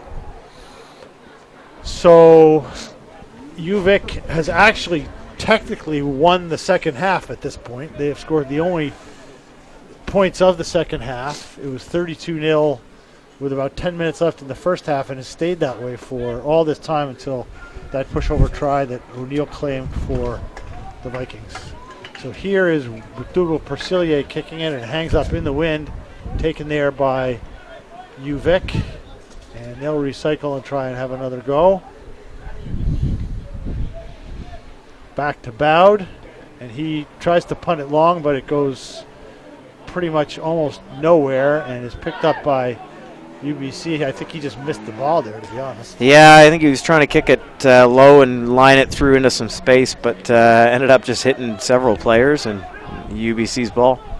So Seranimos had a run. Now here's Akita having a run on the near side, brought down by Bose and O'Neill. Here's the pass to the newcomer Howell. And UBC going again. Here's Kiefer to Akita. Gets his hands free and offloads. That's going to be a try. Yes, it is. Well done by Keffer to get his hands free and up and away from the tackler and offload to the lock, James Carson, who scores in the corner. Yeah, one of the things you notice about the UBC team is it's all skill sets for all players here. You see tight head prop standing in at first receiver and delivering the pass, and even there, I think they had somebody else fill in at halfback just to free the ball, and really well worked through the hands through the back row to put the lock in over the corner. So that makes the score 37-5. The second half 5-5, and number 24 for UBC is listed as Sam Turner, but almost certainly is not. And his stroke for posts is no good. So we don't have to worry about him getting on the score sheet. Don't know who he is. Haven't seen too many hookers trying converts. Did you do that? Probably got 3 points on the score sheet somewhere, Mark, but it was probably a bad story attached to it if I was kicking, so we'll just leave it. Was it in a rugby game, or are we talking about something else here, Dave? Anyway. Definitely wasn't a basketball player. So with 8.5 to go, UBC 37 and UVic 5. Aikita drops the kickoff, but backwards. And UBC are going to try and run out of their end again. Here's Seranamos. He spills that ball emphatically forward and into touch, so it'll be either a scrum or a line to UVic. Yeah, I think at this point in the game, with the score line really not in doubt, both teams will just look to get a couple more phases in and get out of this one unscathed. UVic's got a lot of higher numbers on the field now, and no doubt they'll be eager to get their shot to play some rugby. So here is the UVic scrum. The last scrum, of course, resulted in a UVic pushover try. This one will not, but it'd be interesting to see if they can continue that dominance that they've just sort of established in the last few minutes. Got pushed a little bit there, but win cleanly. Bowed on the swap to Malston Finley, who drives forward. Offload to Carter White. Penalty coming here against UBC. Yeah, the tackler who is on the ground can't. Once you're on the ground, you can't try and make a second tackle, and that's exactly what he did. So Bow's going to punch this one into the corner, and it does. So UVic will have another throw in. We're 7 minutes away from full time at the end of the match. And here comes a whole pile of people into the game for UBC. It's Jake Land, Elias Ergus, and Wesley Wong, according to the sheet. Yeah, they'll look to get moving quickly to stay warm here as we see UVic with another attacking line out. Carter White's throw is won cleanly. UVic are on the march, and if I was them, I would not let that go. O'Neill goes to the corner and scores. His second try of the game. Good for him. Yeah, well done, and just shows doesn't really matter what the rest of the score line looks to be. One guy working hard can make the difference for your team. Looks like the referees indicated a penalty try there. The tackle as the player was scoring was deemed to be high, and so an automatic 7 points. Well, that saves us the indignity of having to watch somebody kick the ball and waste the clock. So we have 6.5 to go. It is 37 UBC, 12 UVic. UVic has won the second half so far, or leading in the second half, 12-5, but not in the game. But you have to give them and everybody in this tournament, there was no quit in any of the teams. Guelph's performance in the bronze medal game was a little disappointing, to be honest, but other than that, everybody's scrapped for every minute. Yeah, it was too bad to see the Griffins go down in that one after having handled Mac a few times this season. But full credit to Mac, they came out and put together a performance that earned them a bronze medal in the national championships, and that's a pretty big feat for them. So the kick and Archer's first handle in a national championship final is one he would prefer to forget. He knocks the ball straight forward onto the artificial turf and gives UVic a scrum 35 meters out with 5 minutes to play. And they'll try and get another one on the board. And I mean, listen, they can't win the game, but certainly the scoreline, they want it to look as respectable as possible, obviously. Yeah, absolutely. And the guys that just got on the field, they're playing for tries here. They got hopefully some family and fans still watching at home, and there are still some people in the stands despite the weather, and they're all here to see tries. So we'll see what else we got on the grill here for meat pies. I haven't heard that one in a while. Just thinking warm, Mark. I know it's Thanks. Yeah. It's getting to be a long afternoon up here in the covered but open booth at Alumni Stadium. Well, Mark, you didn't have to wear your shorts, but yeah, it was for you, Dave. You wanted that. Much appreciated. Martin Feek to Mostyn Finley, who is stuffed in the tackle, but it is going to come back on the UVic side, I think. Yep, penalty again, and I think UVic will just go to the corner. Yeah, Bowd won't waste too much time with this. The up-tempo game seems to be helping them a little bit, UVic, as they've controlled a little bit more of the play as of late. Well, one, they have the win. Two, the scrum issue they had in the first half has reversed itself, so they now have the upper hand at the set piece. And as you and I both know, it is a lot easier to play the game going forward than backward. That's absolutely true. So here is Sampson going for a physical little ramble through the middle of the UVic defense, and I don't think there's too much time to just start going bump now, but it looks like they're happy to do that for the minute. Yeah, not great conditions to kick for territory when you're playing into this type of wind and snow, so expect the UBC pack just to chew away some phases and look towards the end of the game.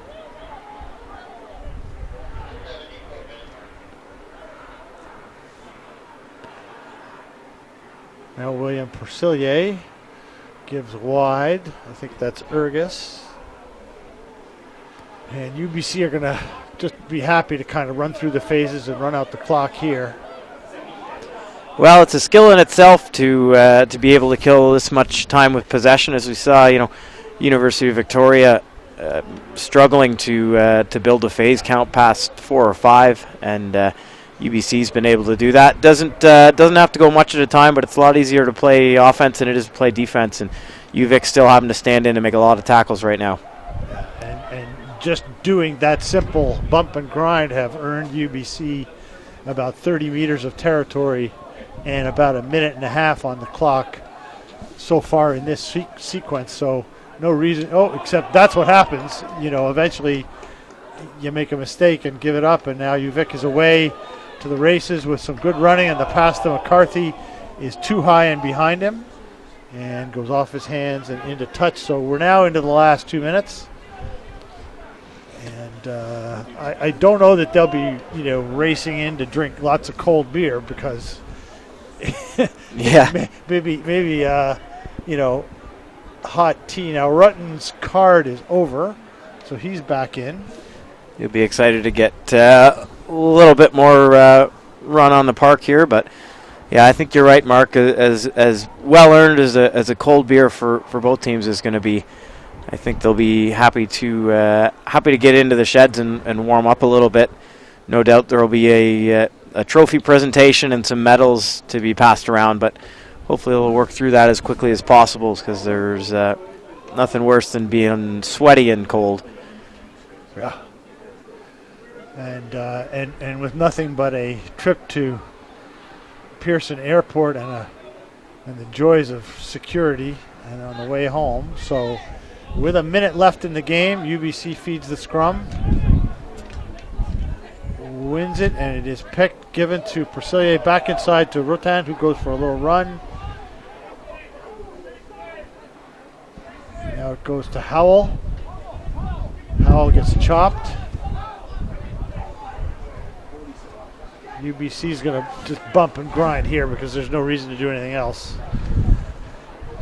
Yeah, they'll just enjoy playing offense over defense, and be really looking forward to that final whistle, indicating that they are the inaugural national champions.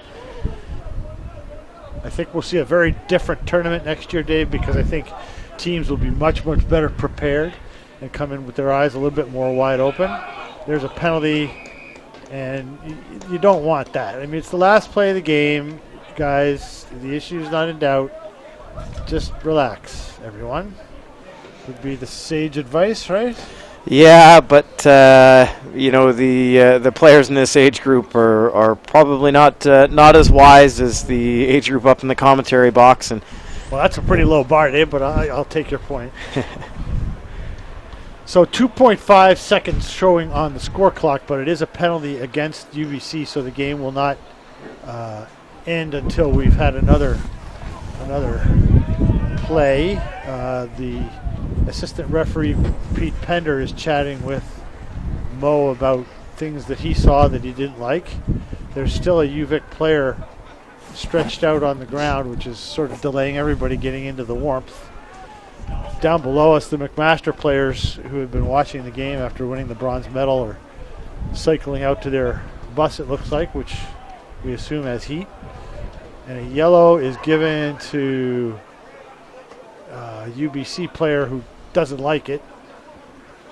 I think it's Connor Sampson. Connor Sampson, yeah, he's shaking his head like he didn't do anything, but I don't know. The referee had judged it looked like there was an arm that came in probably over the shoulder and made some contact with the neck or the head there. And so he has to go sit there for 2.5 seconds and feel shame. And I think they're allowing him to, which seems pretty logical since 2.5 seconds really doesn't mean much in the scheme of things. So they're going to let him move away from there, and there is a player down, and he's been down for a long time, which is concerning. Yeah, I don't think it. Well, we won't say it wasn't serious, but it looked to be more of an uncomfortable shoulder and arm issue. Well, he hasn't moved much at all, and the players are standing around him. We can't see because the medical team is having a look and being pretty careful. Yeah, they'll want to take every precaution here just to make sure that he's okay. Bowd is walking to the UVic bench and taking a UBC coat to put over him.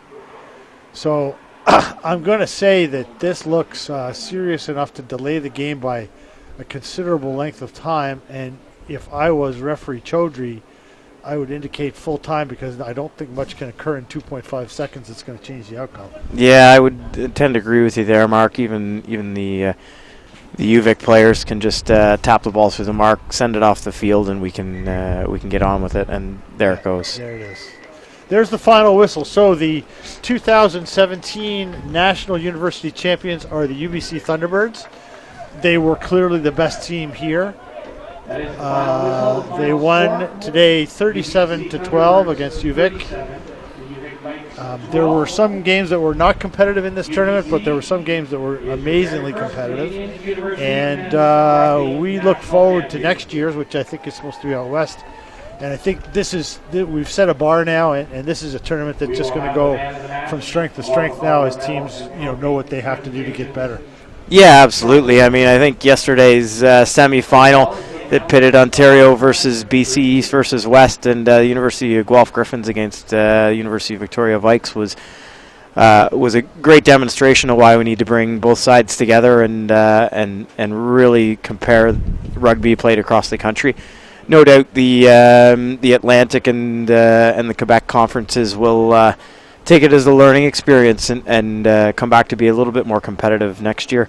But it's only a matter of time, especially once you start putting some national hardware together. There's a lot of great university athletics programs that have got the infrastructure to be able to produce athletes that are able to compete at this level.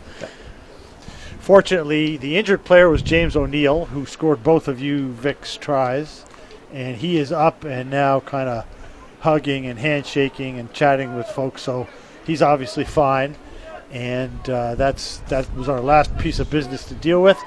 So for Dave Neal, I'm Mark Whitaker. Thank you very much for watching, listening, and enduring our broadcasts. And we hope to be talking to you about this time next year from warmer climes. In the meanwhile, enjoy your rugby. Thank you.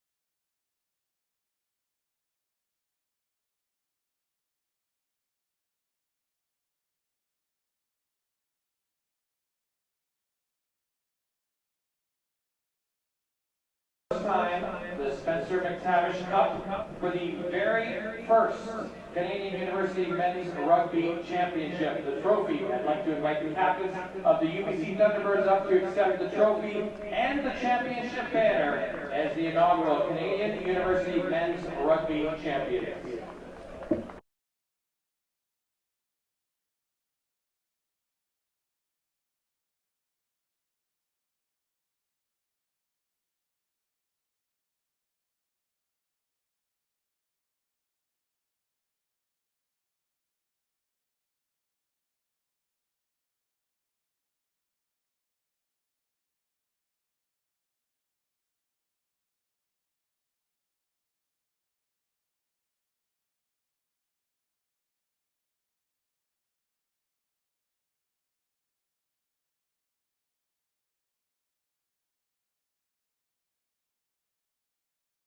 Presenting our Dream Team Award winners.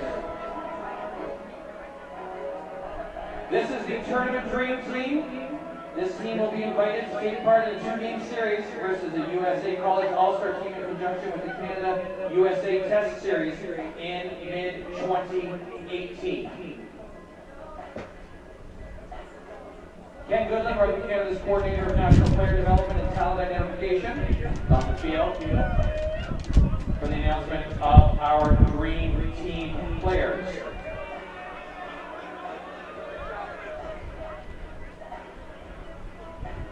Your members of the Dream Team are as follows. From the McMaster Marauders, Mike Smith.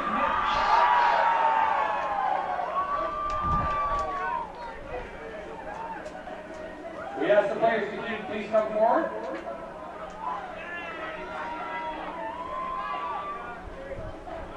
From the McMaster Marauders, Jack McRogers.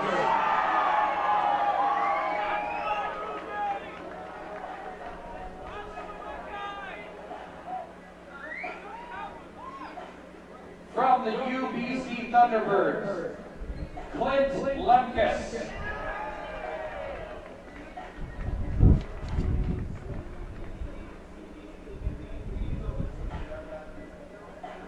From the UBC Thunderbirds, James Carson.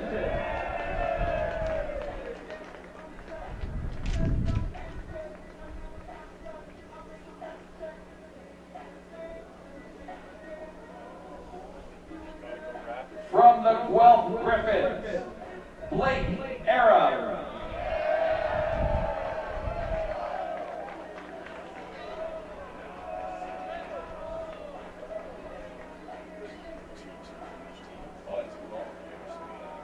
From the UVic Vikes, James O'Neill.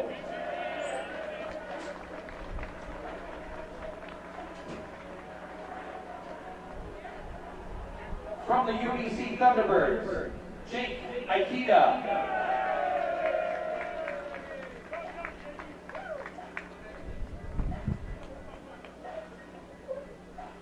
From the Guelph Griffins, Colby Francis.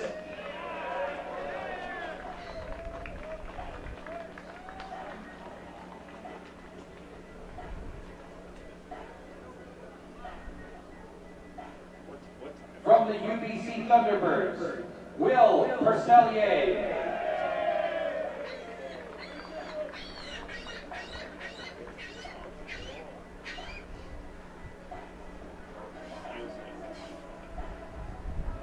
From the UBC Thunderbirds, Theo Sauter.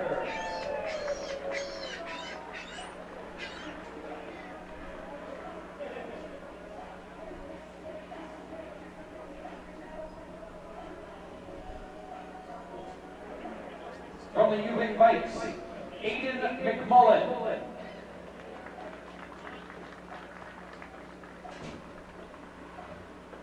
From the UBC Thunderbirds, Nathan Reese.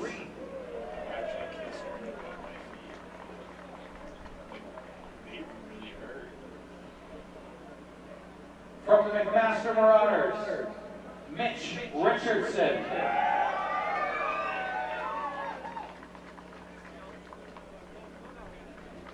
From From the UBC Thunderbirds, Cole Kepper.